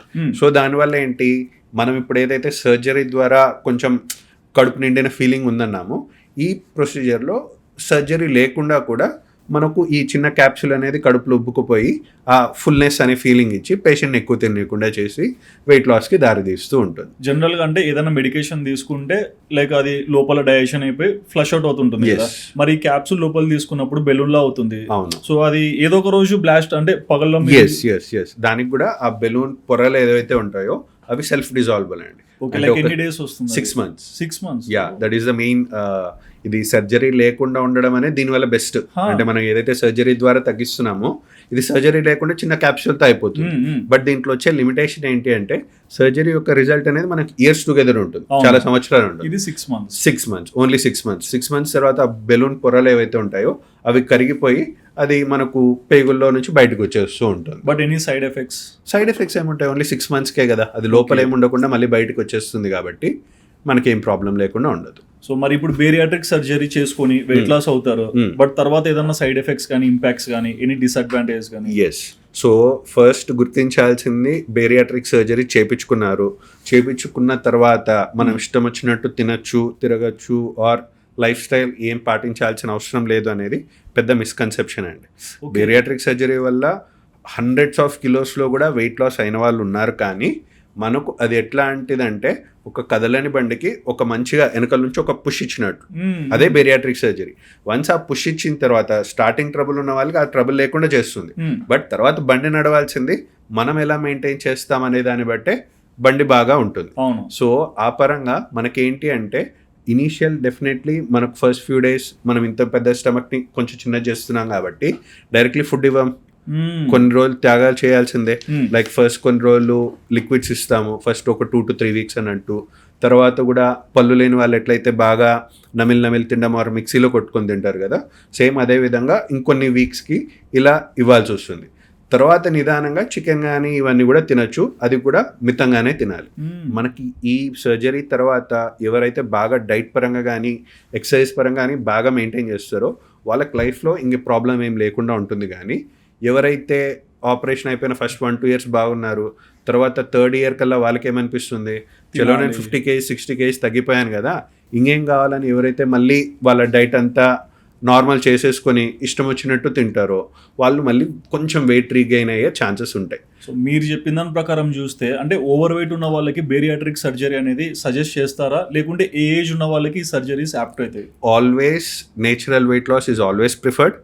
బట్ మనం ఇందాకే చెప్పుకున్నాం చూడండి, ఏదో 5-10 kg వెయిట్ లాస్ అవ్వాలనుకుంటే బేరియాట్రిక్ సర్జరీ చెయ్యరు.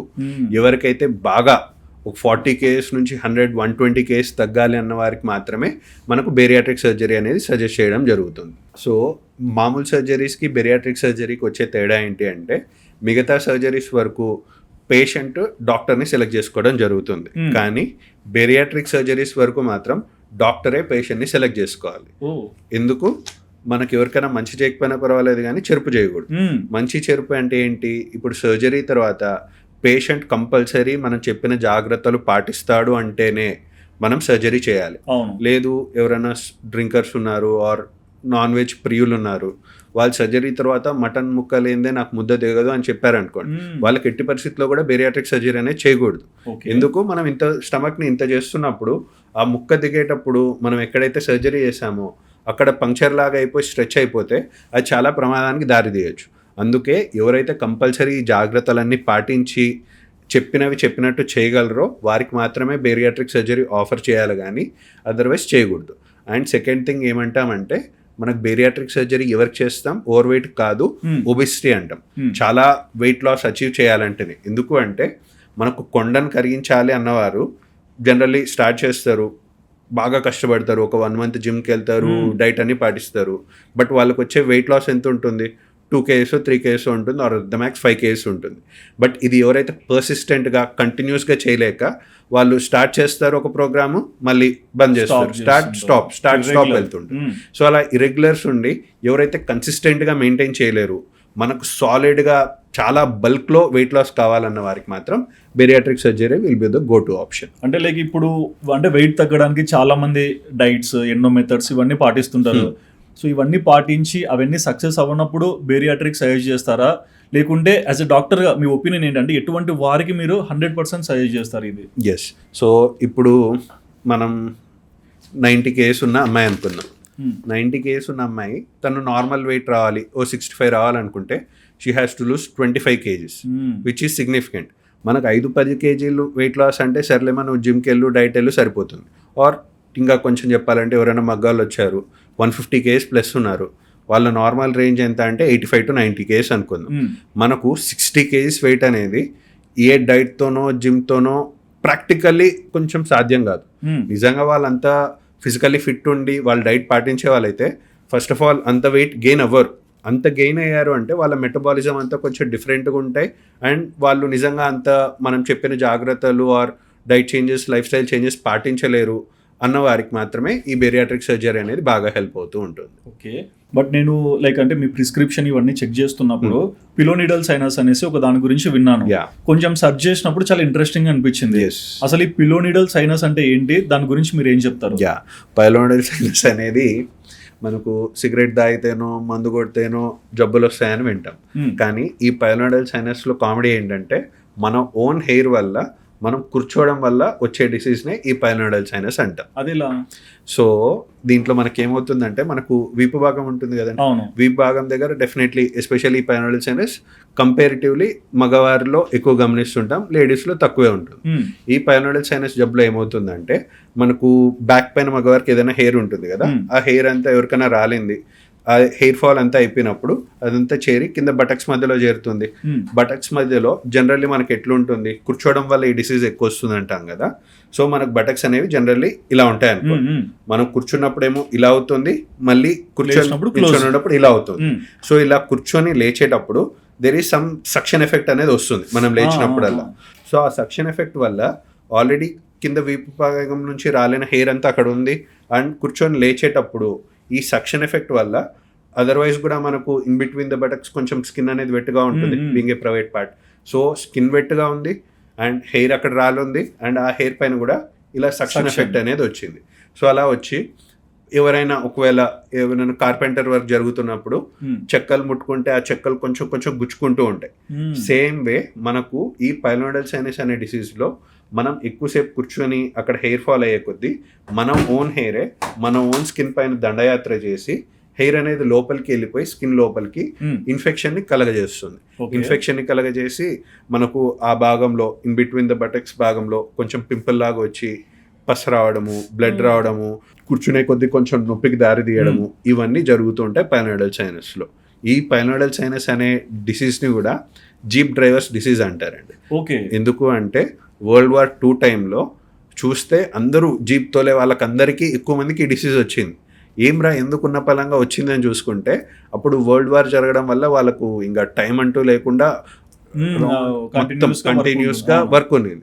సో ఎక్కువసేపు అలా కూర్చునే కొద్దీ మనకేమైతుంది, మనకు ఆ భాగంలో టెయిల్ బోన్ మన వెన్నెముక చివరి భాగానికి కూర్చున్న కింద సర్ఫేస్ కి మధ్యలో మన స్కిన్ అనేది శాండ్విచ్ అయిపోయి అక్కడ పింపుల్స్ లాగా రావడం అనేది గమనించారు. సో ఇది World War II టైంలో నుంచి కూడా ఉండడం జరిగింది. అంటే మీరు ఇది చెప్పిన దానికి నాకు క్వశ్చన్ ఉంది యాక్చువల్గా. అంటే ఎక్కువగా మేల్ ఫ్యాక్టర్ లోనే ఇది కనిపిస్తుందని వింటాను. సో ఎందుకు male factor? Male factor because hair growth అనేది మనకు మగవారికి ఎక్కువ ఉంటుంది కాబట్టి, సో ఆ హెయిర్ వల్లనే ఈ డిసీజ్ వస్తుంది కాబట్టి కంపారిటివ్లీ లేడీస్తో పోల్చుకుంటే జెంట్స్లోనే మనకు ఈ పైలోనోడల్ సైనస్ ఎక్కువగా ఉంటుంది. ఇన్ కేస్ ఇలాంటి ఒకటి వచ్చి మనిషి పట్టించుకోకుండా ఇగ్నోర్ అవుతుంటే ఎలాంటి కాంప్లికేషన్స్ ఆ పేషెంట్ ఫేస్ చేస్తాడు, సర్జరీ చేయాల్సి వస్తే ఎటువంటి సిచ్యువేషన్స్ లో ఇది చేయాలి? ఎస్. సో పైలోనోడల్ సైనస్ అనేది వన్స్ వస్తే దానికి ట్రీట్మెంట్ అనేది కేవలం సర్జరీ వల్లనే. ఎందుకు అంటే ఆల్రెడీ హెయిర్ అనేది మనకు జుట్టు అనేది లోపలికి వెళ్ళిపోయి ఒక సొరంగం లాగా ఏర్పరచుకుని ఆ సొరంగంలో ఆల్రెడీ ఉండి చేరినప్పుడు ఆ సొరంగంలో ఉన్న హెయిర్స్ అట్లానే ఉన్నంత వరకు మళ్ళీ ఇన్ఫెక్షన్స్కి దారి తీసే ఛాన్సెస్ ఉంటాయి. కాబట్టి మొత్తం సొరంగాన్ని తీసేయడమే మనకు ట్రీట్మెంట్ అవుతుంది. అండ్ నెక్స్ట్ వచ్చే ద బ్యాడ్ న్యూస్ ఏంటి అంటే ఎస్పెషల్లీ ఈ డిసీజెస్ వరకు ఫ్యూ సర్జరీస్ వన్స్ సర్జరీ అయిపోయిందా లైఫ్ లాంగ్ క్యూర్ అయిపోయినాడు. వెరాస్ ఈ సర్జరీస్ కానీ పైలోనోడల్ సైనస్ కానీ ఆర్ పైల్స్ అనే సర్జరీస్లో మళ్ళీ మనకు ఆ రిస్క్ ఫ్యాక్టర్స్ ఉన్నంత వరకు మళ్ళీ వచ్చే ఛాన్స్ ఉంటాయి. రిస్క్ ఫ్యాక్టర్స్ అంటే ఏంటి, హెయిర్ కానీ ఎక్కువసేపు కూర్చోవడం కానీ అండ్ అక్కడ స్వెట్ ఎక్కువ వచ్చిన ఈ 3 రిస్క్ ఫ్యాక్టర్స్ ఉన్నంత వరకు మళ్ళీ వచ్చే ఛాన్సెస్ డెఫినెట్లీ ఉంటాయి. కాబట్టి అందుకే మనం ఇచ్చేది. అదర్వైజ్ కూడా ఎక్కువసేపు కూర్చోవడం అనేది ఇప్పుడున్న జనరేషన్లో that is leading to many heart diseases and fatty liver ఇలాంటి డిసీజెస్తో పాటు మనకు పైల్స్ పైలోనోడల్ సైనస్ అనే వాటికి కూడా దారి తీస్తుంది. కాబట్టి ఎక్కువసేపు కూర్చోకపోవడం ఫస్ట్ ప్రికాషన్. అండ్ ఒకవేళ కూర్చోవాల్సి వచ్చినా కూడా మంచిగా కింద కుషన్ ఉండేలా కూర్చోవాలి. కానీ మనకు ఈ హార్డ్ సర్ఫేస్ పైన ఎక్కువ కూర్చునే కొద్దీ మనకు డ్యామేజ్ ఎక్కువ అయ్యే ఛాన్సెస్ ఉంటాయి. సో హార్డ్ సర్ఫేస్ అవాయిడ్ చేస్తూ మంచి కుషన్ ఉన్న సర్ఫేసెస్ లో కూర్చుంటే బెటర్ అన్నట్టు. అండ్ ఇప్పుడు కొంచెం సెన్సిటివ్ టాపిక్, అంటే చాలా మంది ఇది ఉందని చెప్పుకోవడానికి కూడా సిగ్గుపడుతుంటారు. ఈవెన్ కొన్ని సినిమాస్ లో కూడా మేము చూస్తే నాకు ఇది ఉందని చెప్పుకోవడానికి కూడా చాలా పాజ్ లో చెప్తుంటారు. సో పైల్స్ అనే విషయము చాలా సెన్సిటివ్ గా కనిపిస్తుంది. మరి ఇలాంటి పేషెంట్స్ డాక్టర్స్ దగ్గరికి విజిట్ అయినప్పుడు అక్కడన్నా ఫ్రీగా ఉంటారా, అక్కడ కూడా ఏదైనా ఫిల్టర్స్ వస్తారా? బేసికలీ పేషెంట్ మనకేం నోరు విప్పక ముందే మన బాడీ లాంగ్వేజ్ లోనే తెలిసిపోతుంది. అంటే వాళ్ళు వచ్చి డెఫినెట్లీ నార్మల్ వాళ్ళు మూమెంట్ ఇచ్చినట్లు అంత ఫాస్ట్గా రారు. రజనీకాంత్ వాళ్ళు వచ్చేవాడు కూడా బాగా స్లో మోషన్లో వస్తున్నట్టు. ప్లస్ మీరు అన్నట్టే సెన్సిటివ్ టాపిక్ కాబట్టి మాటలు నోట్లో ఉంటాయి తప్ప బయటికి రావు. లిటరల్లీ వాళ్ళే నోట్లో ఏదో చెప్పుకున్నట్టు. పెయిన్, బాధ, సిగ్గు వర్ణనాతీతం కదండి. సో అన్ని కలగలిపి కొంచెం పేషెంట్స్ ఎక్స్ప్రెస్ చేసుకోవడం కూడా కొంచెం సిగ్గు మొహమాట పడుతూ ఉంటారు. అండ్ పైల్స్ కానీ ఫిస్టులా కానీ ఇంకా కొన్ని పేర్లు వింటుంటాము. అసలు ఏంటివి? మనకు అక్కడ ప్రాబ్లం ఏంటంటే జనరల్ పాపులేషన్లో అక్కడ ఎటువంటి జబ్బు వచ్చినా పైల్స్ అని చెప్తూ ఉంటారు. బట్ పైల్స్ కాకుండా మనకు ఫిషర్ అని, ఫిష్యులా అని, క్యాన్సర్ అని, ప్రొలాప్స్ అని మల్టిపుల్ డిసీజెస్ ఉంటాయి. బట్ ఆ భాగంలో ఏ ప్రాబ్లం వచ్చినా జనరల్ పబ్లిక్ అనుకునే డిసీజ్ పైల్స్ వచ్చినట్టు. But there are many diseases in the same part. So మీరు ఇందాక పైల్స్, ఫిస్టులా వీటి గురించి చెప్తున్నారు కదా. సో బేసిక్గా పైల్స్ అంటే ఏంటి, దాన్ని ఎట్లా అర్థం చేసుకోవాలి? సో టు కంపేర్ విత్ మనకు మోషనల్ మార్గం అనాటమీ గురించి తెలుసుకుందాం. అసలు అక్కడ ఏముంటాయి అని. మనకు మోషనల్ మార్గంలో 2 పార్ట్స్ ఉంటాయి. రెక్టమ్ అంటాం, యానల్ కెనాల్ అంటాం. ఈ రెక్టమ్ని ఒక డ్యామ్తో కంపేర్ చేసుకుందాం, ఈ యానల్ కెనాల్ని డ్యామ్ గేట్స్తో కంపేర్ చేసుకుందాం.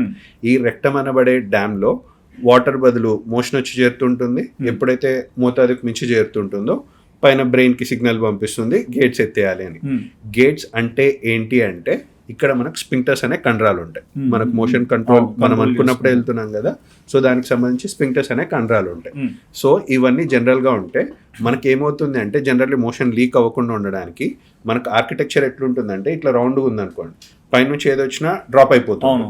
సో అలా లీక్ అవ్వకుండా ఉండాలి, but at the same time gas అనేది పాస్ అవ్వడానికి వీలుగా ఉండాలి, మోషన్ లీక్ అవ్వకూడదు.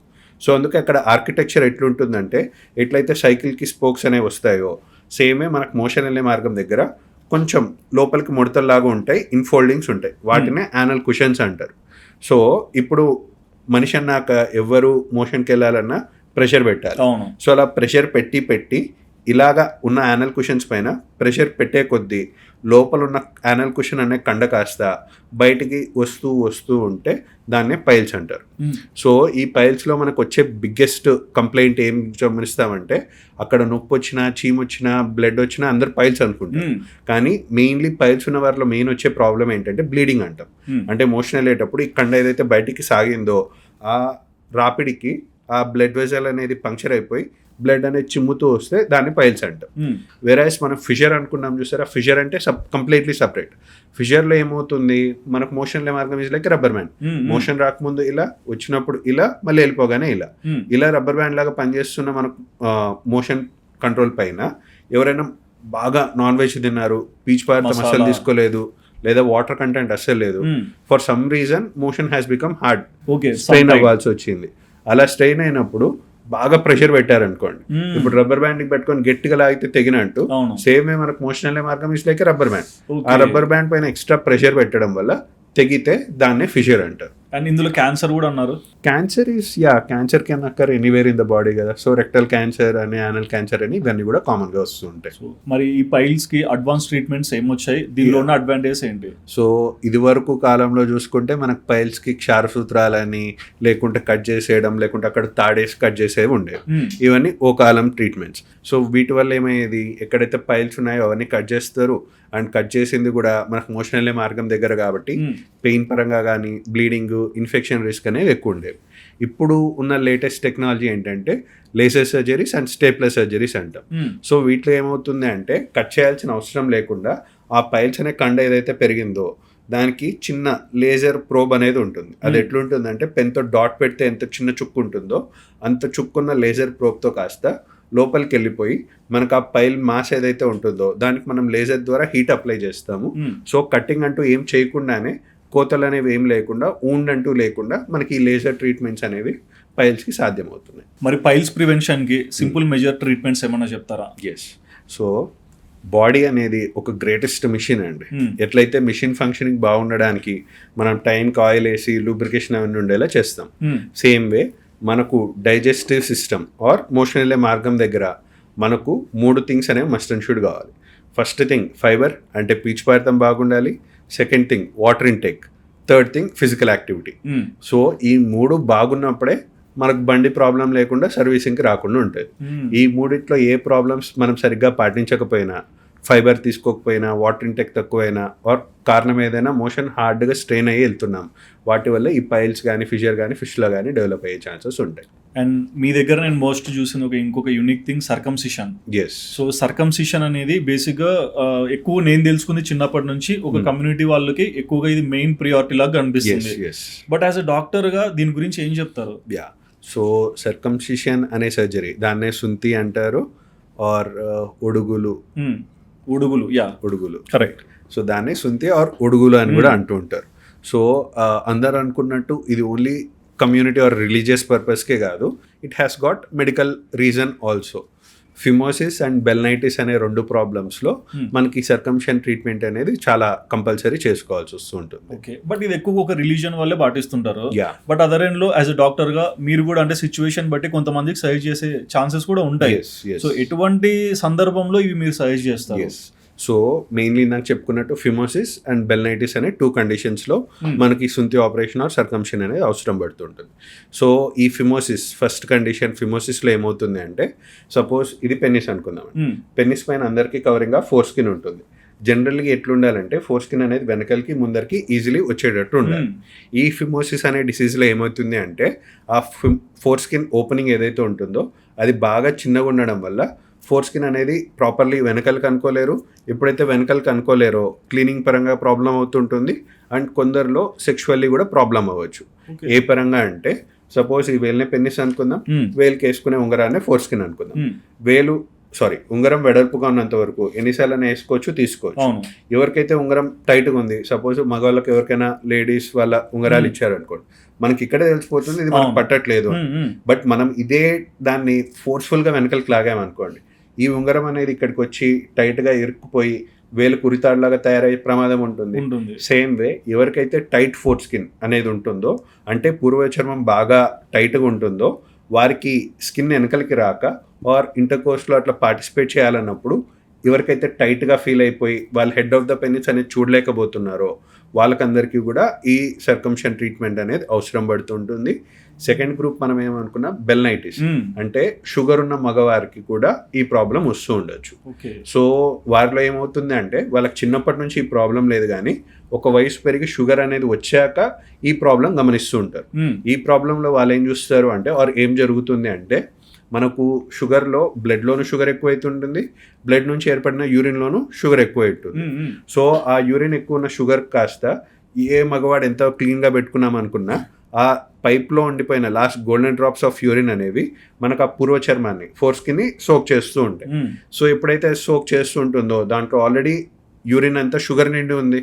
సో వారికి ఎస్పెషల్లీ లేడీస్తో కలిసిన తర్వాత కావచ్చు క్రాక్స్ అనేవి ఏర్పడుతుంటాయి. క్రాక్స్ అనేది రావడము ఫోర్ స్కిన్ పైన, లేదా కొంచెం బ్యాడ్ వైట్ డిశ్చార్జ్ రావడము, ఇవన్నీ గమనించి ఇచ్చింగ్ వీటితో ట్రబుల్ అవుతూ ఉంటుంది.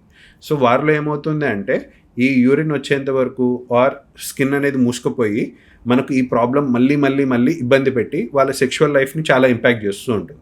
సో ఆ గ్రూప్ ఆఫ్ పేషెంట్స్లో షుగర్ వచ్చిన పేషెంట్స్లో కూడా ఆ చివరి ఫోర్ స్కిన్ అనేది ఇన్ఫెక్టెడ్ ఉన్నదాన్ని తీయాల్సిన అవసరం పడుతూ ఉంటుంది.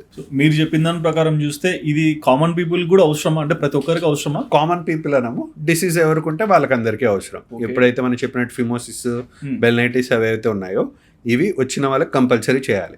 కానీ ఇప్పుడు మనకు యూఎస్ లాంటి అడ్వాన్స్డ్ దేశాల్లో కూడా ఏం చేస్తున్నారంటే పుట్టిన 1 వీక్ కల్లా సర్కంషన్ అనేది చేసేస్తున్నారు. ఎందుకు? వాళ్ళ ప్రోటోకాల్ ఎట్లుంది అంటే మనకు వరల్డ్ వైడ్ కూడా స్టాటిస్టిక్స్ చూసినట్లయితే క్యాన్సర్ అన్ని భాగాలకు వస్తుంది, అట్లాగే పెన్నిస్కి కూడా క్యాన్సర్ వచ్చే ఛాన్సెస్ ఉంటాయి. సో వరల్డ్ వైడ్ చూసినట్లయితే ముస్లిం పీపుల్కి కానీ ఆర్ జూయిష్ పీపుల్కి కానీ ఈ కమ్యూనిటీస్లో చిన్నప్పటి నుంచే సర్కంషన్ చేసేస్తారు. కాబట్టి ఈ గ్రూప్ ఆఫ్ పీపుల్లో మనకు క్యాన్సర్ ఆఫ్ ద పెనిస్ వచ్చే రిస్క్ చాలా తక్కువ గమనించారు. ఎందుకంటే చిన్నప్పటి నుంచే వాళ్ళకి అంత హైజీన్ అంతా బాగుంటుంది కాబట్టి క్యాన్సర్ రిస్క్ అనేది లేకుండా పోయింది. అందుకే ఇప్పుడు యుఎస్ లాంటి డెవలప్డ్ కంట్రీస్లో కూడా circumcision has become mandatory surgery immediately 1 week from the birth అన్నట్లు చేసేస్తున్నారు. ఇండియా వరకు మనకు అట్లాంటి రాలేదు, బట్ అవసరం ఉన్న వారికి మాత్రం కంపల్సరీ సర్కంషన్ అనేది అవసరం పడుతూ ఉంటుంది. బట్ దీని గురించి చూస్తున్నప్పుడు కొన్ని మిత్స్ అనిపించాయి. ఇన్ఫర్టిలిటీ వస్తుందని, సెక్షువల్ పర్ఫార్మెన్స్ తగ్గుతుందని, ప్రాసెస్ ఎక్స్ట్రీమ్ పెయిన్ఫుల్ గా ఉంటుందని చెప్తుంటారు. దీని మీద మీ స్టేట్మెంట్? సో యాజ్ సెడ్ మనకు సర్కంషన్లో ఓన్లీ పైన ఫోర్ స్కిన్ని తీస్తున్నాం కానీ పెనిస్కి కానీ టెస్టిస్కి కానీ ఏమీ చేయట్లేదు. సో మనకు ఇన్ఫర్టిలిటీ కానీ సెక్షువల్ ప్రాబ్లమ్స్ కానీ 100% రావు. ఎందుకంటే ఇన్ఫర్టిలిటీ అంటే పిల్లలు పుట్టడానికి మనకు కావాల్సింది స్పర్మ్స్ పుట్టేదేమో టెస్టిస్లో. మనం టెస్టిస్ని సర్జరీలో అసలు టచ్ కూడా చేయట్లేదు. సేమ్ సెక్షువల్ వెల్నెస్కి మనకు కావాల్సింది పెన్నిస్ స్ట్రెంగ్త్ ఎంత ఉంది అని. మనం పెన్నిస్ పైన ఉన్న స్కిన్కి తీస్తున్నాం తప్ప పెన్నిస్కి మనం ఏం చేయట్లేదు కాబట్టి సో ఇట్స్ నాట్ రిలేటెడ్. ఒకవేళ ఇది చేయకుంటే వచ్చే సైడ్ ఎఫెక్ట్స్ ఏంటి? సైడ్ ఎఫెక్ట్స్ పరంగా చూసుకుంటే అంటే చిన్న డిఫరెన్స్ ఏంటంటే సర్జరీ యాజ్ ఎ సర్జన్ చూస్తే మనకు పెద్ద ఉండదు, కానీ ఇప్పుడు ప్రాక్టీస్లోకి వచ్చాక ఇప్పుడు ఇంత ఒక ఫ్యామిలీస్ ఇన్ని ఎఫెక్ట్ అవుతున్నాయా ఈ చిన్న సర్జరీ వల్ల అనే డౌట్ అయితే వచ్చిందండి. సో ఒక చిన్న ఎగ్జాంపుల్ ఆర్ రియల్ స్టోరీని షేర్ చేసుకుంటాం మీ దగ్గర. యా సో ఒక మధ్యాహ్నం పూటేమో ఒకసారి ఒక కపుల్ వచ్చారు, newly married couple, husband wife ఇద్దరు వచ్చారు, కూర్చున్నారు. ఏంటమ్మా సమస్య అంటే ఎవరు నోరు ఇప్పట్లేదు. వైఫ్ ఏమో కొంచెం కోపంగా ఫ్రస్ట్రేటెడ్గా ఉంది, హస్బెండ్ ఏమో కొంచెం ముసిముసి నవ్వుకుంటూ కొంచెం సిగ్గుపడుతూ మాట పడుతూ ఉన్నాడు. అంటే కొంచెం త్వరగా చెప్పండి, పనులు ఉన్నాయి ఏంటి, త్వరగా చెప్పకపోతే ఎట్లా అంటే హస్బెండ్ ఏమో కింద కొంచెం పెయిన్ ఉంది సార్ అని చెప్తే వచ్చాడు. కింద అంటే ఎక్కడ బాబు, ముందర వెనకాల ఏంటి చెప్పు అంటే, వైఫ్ కొద్దిసేపు ఉండి నువ్వేం చెప్పట్లే నేను చెప్తాను ఆగని చెప్పి, సార్ మా ఆయన పర్ఫార్మెన్స్ బాగాలేదు అందుకే వచ్చామన్నా. నేను స్వతహాగా సర్జన్ కాబట్టి మీ ఆయన పర్ఫార్మెన్స్కి నేను నా ఫీల్డ్ కాదండి, నేను సర్జన్ని కాబట్టి మీరు ఒకసారి సెక్సాలజిస్ట్కో ఆర్ కౌన్సిలింగో తీసుకోండి అని పంపించాను. అలా వెళ్ళిపోయిన తర్వాత మళ్ళీ ఒక 1 hourకి అమ్మాయి వాళ్ళ పేరెంట్స్ వచ్చారండి. పేరెంట్స్ వచ్చి, సార్ అదే మా వాళ్ళు వచ్చారంట కదా, మా అమ్మాయి అల్లుడు వచ్చారంట కదా, మీరు ఒక్కసారి అది రాసిస్తే మేము ప్రొసీడ్ అవుతామన్నారు. నేనేం రాసి ఇవ్వాలి, మీరేం ప్రొసీడ్ అవుతారు, నా ఫీల్డ్ కాదమ్మా, నేను అందుకే పంపించేశానని అంటే, లేదు సార్ మీరు కొంచెం చూసుకొని మీరు రాసేయండి, మేము డైవర్సిఫై చేయాలి అన్నారు. అదేంది మా డైవర్స్ ఎందుకు, 2 months కదా పెళ్ళి అయింది, డైవర్స్ ఎందుకు తీసుకుందాం అనుకుంటున్నానంటే, అదే సార్ మా అమ్మాయి చెప్పింది కదా చాలా ప్రాబ్లం ఉందంట అంటే, నేను ఫస్ట్ ఉండి అంటే హనీమూన్కి ఎక్కడికైనా పంపించారా అని అడిగా. ఏం పంపలేదు అన్నారు. అరే పంపకుండా నువ్వు అసలు ఫ్రీడమ్ ఇవ్వకుండా 2 monthsలో ఏం కంక్లూజన్ వస్తామా, నేను నాకు ఆ సబ్జెక్ట్ సంబంధం లేదు, అయినా 2 monthsలో మీరు తీసుకుంటారంటే మీరు ఒకసారి ఆలోచించండి. అండ్ ఇండైరెక్ట్గా ఇది కూడా అడిగాను, మీ అమ్మాయికి ఏమన్నా ఇంకా పెళ్ళికి ముందు ఏమైనా అఫైర్లు ఉన్నాయా అని, బికాస్ 2 monthsలో ఏం చూసారని మీరు అప్పుడే కంక్లూజన్కి వచ్చేసారు అని. ఇదంతా అయిపోయింది, ఇంకా వాళ్ళ పేరెంట్స్కి కూడా పంపించేశాం. మళ్ళీ గంటకి ఈ పెళ్లి సెట్ చేసిన మధ్యవర్తి ఎవరైతే ఉన్నారో ఆయన వచ్చాడు. ఏంద్రా బాబు ఇట్లా తగులుకున్నారు నన్ను, నా ఫీల్డ్ కాదు, నేను సర్జరీ చేయలేదు, ఎందుకు మీరు అసలు పొద్దు నుంచి వస్తూనే ఉన్నారు అని చెప్తే, మళ్ళీ ఆ బాబు ఏమంటాడు, సార్ ఏదో మనకు తెలిసి మంచి పిల్లోడని పెళ్లి చేశాను సార్, బట్ ఇప్పుడు వీళ్ళందరూ నన్ను తగులుకుంటున్నారు, మగోడికి కాకుండా పెళ్లి చేశారని అంటే, ఒరే ఎవడు చెప్పాడు అసలు మగోడు కాదని, ఆ బాబు ప్రాబ్లం ఉన్నట్టు ఆ బాబు చెప్పట్లేదు, మీరందరూ కంక్లూజన్కి ఎందుకు వచ్చేస్తున్నారు అని అనిపించి, వీళ్ళే నాకు ఇంత టార్చర్ చూపించారంటే ఆ అబ్బాయికి ఎంత టార్చర్ చూపిస్తున్నారో అనే ఒక కన్సర్న్తో ఆ అబ్బాయికి ఫోన్ చేసి మళ్ళీ పిలిపించా. బాబు నీకు తెలియకుండా ఇక్కడ చాలా ఇలకతమఫిలియా నడుస్తుంది, నిజంగా నీకు ప్రాబ్లం ఉందా ఏందో చెప్పు, వాళ్ళేమో డైవర్స్ అంటున్నారు, నీకు అసలు ఇవన్నీ తెలుసా తెలియదా అని అడిగితే, అప్పుడు బాబు ఉండి కొంచెం ఓపెన్ అప్ అయిపోయి, సార్ నేను ఉన్నట్టు చెప్తున్నా సార్, నేను మొగోడిని అన్నాడు. మరి వాళ్ళు అనుకోవట్లేదురా బాబు అంటే, సార్ నాకు ఫీలింగ్స్ ఉన్నాయి సార్, నాకు మొగోళ్ళ పైన ఇంట్రెస్ట్ ఏం లేదు, నాకు ఆడవాళ్ళనే ఇంట్రెస్ట్. సరే మరి ఎందుకు వచ్చింది అలిగేషన్, ఏం జరుగుతుంది బెడ్రూమ్లో అని అడిగితే తను కొంచెంగా విప్పాడు. సార్ మంచి ఫీలింగ్స్తో వెళ్తున్నాను, స్టార్ట్ చేసి మధ్యలో ఏమవుతుందో తెలియదు సార్, ఆ మధ్యలో పెయిన్ రావడం నుంచి నేను తర్వాత పర్ఫామ్ చేయలేకపోతున్నాను అన్నాడు. ముందంతా బాగుందంటే బాగుందన్నాడు. సరే అంతవరకు ఎగ్జామిన్ కూడా చేయలేదండి, బికాజ్ మన సబ్జెక్ట్ కాదండి. అప్పుడు బాబుని పిలిచి ఏందో ఒకసారి చూద్దామని చూస్తే, అప్పుడు మనకు బయటపడింది ఏంటంటే టైట్ ఫోర్ స్కిన్ అనేది ఉంది. సో ఇందాక చెప్పినట్టు మనకి ఇందాక అన్నాం కదా, ఉంగరం వెడల్పుకుంటే ఉంగరం వెనుకలకి ముందరికి ఈజీగా వస్తుంది, సేమ్ వే దీంట్లో ఆ బాబుకు టైట్ ఫోర్ స్కిన్ అనేది ఉండడం జరిగింది. సో ఆ ఫోర్ స్కిన్ టైట్గా ఉండడం వల్ల స్కిన్ ఎరెక్షన్ లేనప్పుడేమో ఫ్రీగా వస్తుంది, బట్ ఎరెక్షన్ ఉన్నప్పుడు సైజ్ మారుతుంది కాబట్టి అప్పుడు వెనకలికి రాదు, వెనకలికి రాక అదే టైట్గా ఇరుక్కుపోయి తనకి ఇంపాక్ట్ చేస్తుంది. అప్పుడు కదా ఆ బాబుకి పిలిచి, అరే ఇంత చిన్న సమస్యకి నువ్వు సరిగ్గా చెప్పక నువ్వు ఎక్స్ప్రెస్ సర్జరీ ఉంది, సర్జరీ అవసరమా లేదని బాబుకు తెలియలేదు. సో ఎప్పుడైతే తను హిస్టరీ బాగా ఎక్స్ప్రెస్ అయిపోయి మనకు షేర్ చేసుకున్నారో అప్పుడే మనకి ఇది ప్రాబ్లం ఉందని బయటపడి వన్స్ ఇంకా సర్జరీ అయిపోయింది, now they are living happily. But అదే ఏమనిపించిందంటే, పొరపాటున కొంచెం లేట్ అయినా ఆర్ మనం మళ్ళీ ఆ బాబుకు ఫోన్ చేయకుండా ఉంటే ఈ పాటికి డైవర్స్ అయిపోయి 2 ఫ్యామిలీస్ బాగా సఫర్ అయ్యేవి. బట్ ఈ సర్జరీస్ ఎంత టైం పడుతుంది? 5 minutes సర్జరీ అండి, హార్డ్లీ 5 minutes అంతే. Very small surgery but big impact. అంటే బేసిక్గా అర్థమవుతుంది, అంటే డాక్టర్ దగ్గర లాయర్ దగ్గర ఎక్కువ అబద్ధాలు చెప్పకూడదు అంటారు, బట్ ఉన్న నిజమన్నా చెప్పాలి ఆర్ షేర్ చేసుకోవాలి. ఎగ్జాక్ట్లీ. ట్రెడిషనల్ మెథడ్తో పోలిస్తే అడ్వాన్స్డ్ సర్కంసెషన్ చేస్తే వచ్చే డిఫరెన్సెస్ ఏంటి? సో ట్రెడిషనల్ మెథడ్లో మనకి ఎట్లా చేస్తారంటే, స్కిన్ అంతా కట్ చేసేయాలి, అది మత్తు కూడా మోస్ట్ ఆఫ్ ద పీపుల్ ఇవ్వకుండా కట్ చేసి కుట్టేయడం జరుగుతుంది. ఇప్పుడు మనకేంటి అడ్వాన్స్ వేస్లో ఫస్ట్ ఆఫ్ ఆల్ అనెస్థీషియా మంచి ప్రాపర్ అనెస్థీషియా ఇచ్చుకుంటాం, సో సర్జరీ అప్పుడు అసలు ఎట్టి పరిస్థితుల్లో పెయిన్ ఉండకుండా. అండ్ సెకండ్ థింగ్, మనం చేసే అడ్వాన్సెస్లో మనకి ఏంటంటే స్టేప్లర్ టెక్నాలజీ అని ఉందండి. స్టేప్లర్ టెక్నాలజీ ఏమవుతుందంటే, సపోజ్ ఒక క్లాత్ కుట్టాలి అనుకుంటే మనమే ఆ క్లాత్ని కట్ చేసి మనమే కుట్టడం ఒక పద్ధతి. బట్ అదే క్లాత్ని ఒక కుట్టు మిషన్ కింద తీసుకుపోతే ఒక సూయింగ్ మిషన్ కింద మనకంటే ఫాస్ట్గా మనకంటే యాక్యురేట్గా పనిచేస్తుంది కదా. సేమ్ వే ఈ ట్రెడిషనల్ సర్కంషన్లో మనం కట్ చేయడం ఉంటుంది అండ్ కట్ చేసిన తర్వాత కుట్లు వేయడం జరుగుతుంది. ఈ అడ్వాన్స్ ప్రొసీజర్ అండ్ స్టేప్లర్ సర్కంషన్లో ఏమవుతుందంటే మనం కట్ చేయాల్సిన అవసరం లేకుండా స్టేప్లర్ అయిన మిషన్ ఆటోమేటిక్గా అదే కట్ చేసి అదే సీల్ చేసేస్తుంది. మిషన్ ఎస్, సో మన పని హార్డ్లీ చాలా తక్కువ అయిపోయేటట్టు half of the job will be done by the machine. మీరు అన్నట్లు 5 minutes. ఎస్, మోర్ దాన్.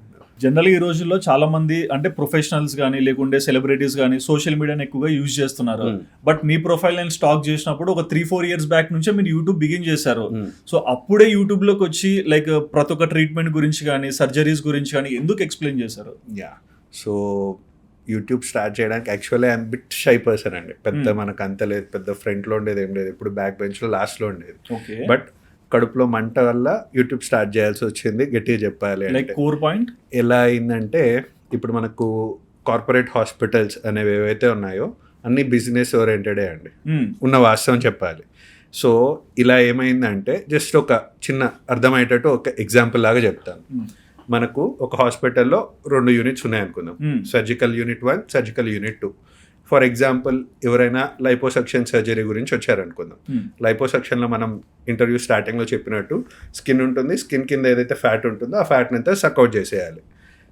ఇప్పుడు యూనిట్ 1లో ఒక పేషెంట్ అడ్మిట్ అయ్యాడు, కడుపులో ఫ్యాట్ అంతా ఎక్కువైంది లైపోసక్షన్ కానీ. సో ఫస్ట్ యూనిట్లో డాక్టర్ సర్జరీ చేశాడు, సర్జరీ మంచిగా అయిపోయింది.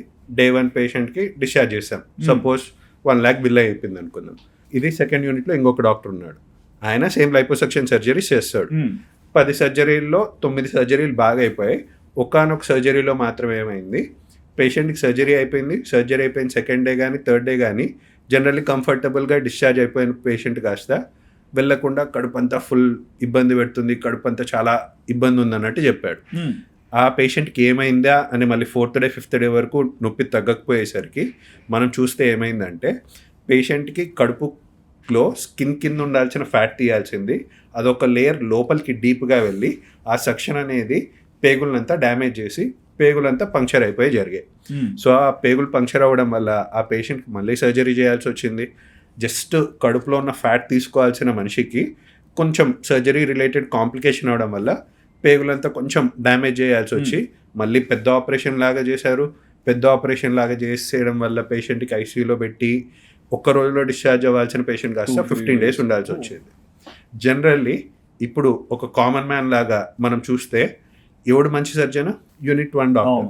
కానీ మనకు కార్పొరేట్ హాస్పిటల్స్లో or most of the corporate hospitals business ఆస్పెక్ట్లోనే చూస్తారు కాబట్టి జనరల్లీ ఎట్లా చూస్తారంటే యూనిట్ 1 డాక్టర్ వల్ల ఎంత రెవెన్యూ జనరేషన్ అయింది, యూనిట్ 2 డాక్టర్ వల్ల ఎంత జనరేషన్ అయింది. యూనిట్ 1 డాక్టర్ మంచి రిజల్ట్ ఇచ్చాడు కాబట్టి పేషెంట్ ఒక రోజులోనే వెళ్ళిపోయాడు, 1 lakh బిల్ క్లోజ్ అయింది. యూనిట్ 2 డాక్టర్ ఒక సర్జరీ రిలేటెడ్ కాంప్లికేషన్ అవడం వల్ల బిల్ 10 లక్షలు 15 లక్షలు అయింది అనుకుందాం. జనరల్లీ హాస్పిటల్ మేనేజ్మెంట్ అనే వాళ్ళు యూనిట్ 1 డాక్టర్ని ప్రమోట్ చేయాలి. కానీ ఇప్పుడున్న అన్ఫార్చునేట్ సిచ్యువేషన్స్లో రెవెన్యూ షేరింగ్ ఆర్ రెవెన్యూ ఆస్పెక్ట్స్లో ఎక్కువ చూస్తున్నారు కాబట్టి యూనిట్ 2 డాక్టర్కే కొంచెం బాగా ప్రమోట్ చేస్తూ ఉంటారు. ఇది కావాలని చేసింది కాదు, బికాస్ వాళ్ళు చూసే ఆస్పెక్ట్ మారింది. ఎవరు patient outcome or patient satisfaction కంటే కూడా రెవెన్యూ జనరేషన్ అనే టర్మ్ పైనే మన కార్పొరేట్ హాస్పిటల్స్లో డాక్టర్స్ ప్రమోషన్స్ ఉంటున్నాయి. సో ఇవన్నీ మనం చూసి ఎట్లాగో ఈ ట్రాప్లో మనం ఫాలో అవ్వలేం, బికాస్ తెలుసో తెలియకో టెంప్ట్ అయ్యే ఛాన్సెస్ ఉన్నాయి. అన్నెసరిగా మందులు రాయడం, అన్నెసరిగా ఇన్వెస్టిగేషన్ చేయడం, అన్నెసరిగా సర్జరీస్ చేయడం. సో ఇప్పుడున్న కాలంలో ఎస్పెషల్లీ హైదరాబాద్లో ఉంటూ అందరూ కార్పొరేట్ ఎంప్లాయీసే, ఇంత కార్పొరేట్లో మనం కార్పొరేట్లో పని చేయకుండాను కుదరదు. సో అందుకే మనం ఏమనుకున్నామంటే ఏ ఒక్క కార్పొరేట్ హాస్పిటల్తోనూ మనం లాంగ్ టర్మ్ అసోసియేషన్ పెట్టుకోలేం. సో మనకంటూ మనం బ్రాండ్ అవ్వాలి. సో మనకున్న ఏకైక స్ట్రెంగ్త్ ఏంటి అని చూసుకుంటే మన ఎక్స్ప్లెనేషన్ స్కిల్స్ అనుకొని, సో మనకున్న హెల్త్ సబ్జెక్ట్స్ ఏవైతే ఉన్నాయో పేషెంట్స్ డైరెక్ట్లీ నేను ఎవరైనా వస్తారు, ఎస్పెషల్లీ ఇంత పెద్ద హైదరాబాద్లో. సో ఆ పేషెంట్స్కి మనం రీచ్ అవ్వాలి అనే ఉద్దేశంతో మన కాంప్లికేటెడ్ హెల్త్ సబ్జెక్ట్స్ ఏవైతే ఉంటాయో ఎస్పెషల్లీ సర్జరీ గురించి, సర్జరీ అనక డెఫినెట్లీ ఎవరికైనా భయం ఉంటుంది, భయం గురించి చాలా రీసెర్చ్ చేస్తారు. సో ఆ రీసెర్చ్ గురించి మనకు సర్జరీ ఎలా ఎవాల్యుయేషన్ అయింది అంటే ఇదివరకు కాలంలో కాకుండా సింపుల్ సర్జరీస్ వచ్చేసాయి అండ్ మనకు లాప్రోస్కోపీ లేజర్ ట్రీట్మెంట్స్ వచ్చాయి అని జనాలకి కన్వే చేసుకోవాలి అనే ఉద్దేశంతో మన యూట్యూబ్ ఛానల్ స్టార్ట్ చేయడం జరిగింది. నైస్.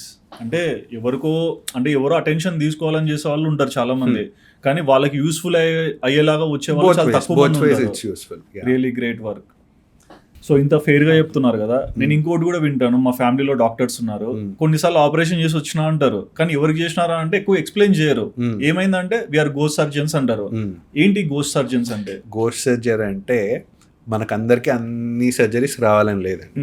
సో జనాలు ఏం చేస్తారు అంటే ఒక హాస్పిటల్లో పనిచేస్తున్నారు, పేషెంట్కి సర్జరీ రిక్వైర్మెంట్ ఉంది, బట్ ఆ సర్జరీ ఏ డాక్టర్ దగ్గరికి అయితే వచ్చారో ఆ డాక్టర్ దగ్గరికి ఆ సర్జరీ చేయడం రాదు అన్నప్పుడు ఆ డాక్టర్ ఏం చేస్తాడు, పేషెంట్ని అడ్మిషన్ చేసేసుకొని ఆపరేషన్ థియేటర్ వరకు తీసుకొని వెళ్తారు. బట్ ఆపరేషన్ థియేటర్ చేసే సర్జన్ మాత్రం బయట నుంచి ఎవరన్నా వచ్చి చేసేసి వెళ్ళిపోతారు. సో ఎవరి కింద అడ్మిట్ అయింటారు ఆర్ ఎవరు సర్జరీ చేశారని పేషెంట్ ఎవరు అనుకుంటారో వాళ్ళు చేసి ఉండరు, వేరే ఎవరో బయట నుంచి వచ్చి చేసేసిపోయి ఉంటారు. ఆ ఎవరో పేషెంట్తో అసలు ఇంటరాక్ట్ కాకుండా బట్ పేషెంట్ సర్జరీ చేసి ఉంటారో వాళ్ళని గోస్ట్ సర్జన్స్ అంటారు. ఇన్ కేస్ ఆ ఆపరేషన్ లో ఏదైనా కొంచెం అటు ఇటుగా అయితే ఎవరికి ఇంపాక్ట్ ఉంటుంది? ఎవరి కింద అయితే అడ్మిట్ అయ్యారో వాళ్ళ కిందే కదా. సపోజ్ ఆ డాక్టర్ గోస్ట్ సర్జన్ వచ్చి ఉంటాడు, బట్ ఇంపాక్ట్ అయినప్పుడు గోస్ట్ సర్జన్ ఐడెంటిటీ ఎవరికి తెలియదు కదా. సో అది హాస్పిటల్ ముందుకు వెళ్తుంది. యా, ఎవరి కింద అయితే అడ్మిషన్ రైట్స్ ఉండి ఎవరి కింద అయితే ఏ డాక్టర్ కింద అయితే అడ్మిట్ అయ్యారో వాళ్ళే రెస్పాన్సిబుల్ ఉంటారు. Yeah, so thank you so much అండి, చాలా విషయాల గురించి చాలా క్లియర్గా ఎక్స్ప్లెయిన్ చేసినందుకు. సో చూసారు కదండి, డాక్టర్ అభిలాష్ చెప్పిన మాటలు విన్నాక సర్జరీస్లో ఎటువంటి రకాలు ఉంటాయి అండ్ మేజర్గా ఈ మినిమల్ యాక్సెస్ సర్జరీస్ కానీ, లాప్రోస్కోపిక్ కానీ, రోబోటిక్స్ కానీ చాలా విషయాలు అయితే డాక్టర్ చాలా నీట్గా ఎక్స్ప్లెయిన్ చేశారు కదా. మరి ఇంటర్వ్యూ చూసాక మీకు ఏమనిపించింది? మీ హానెస్ట్ ఒపీనియన్ తప్పకుండా కమెంట్ చేయండి.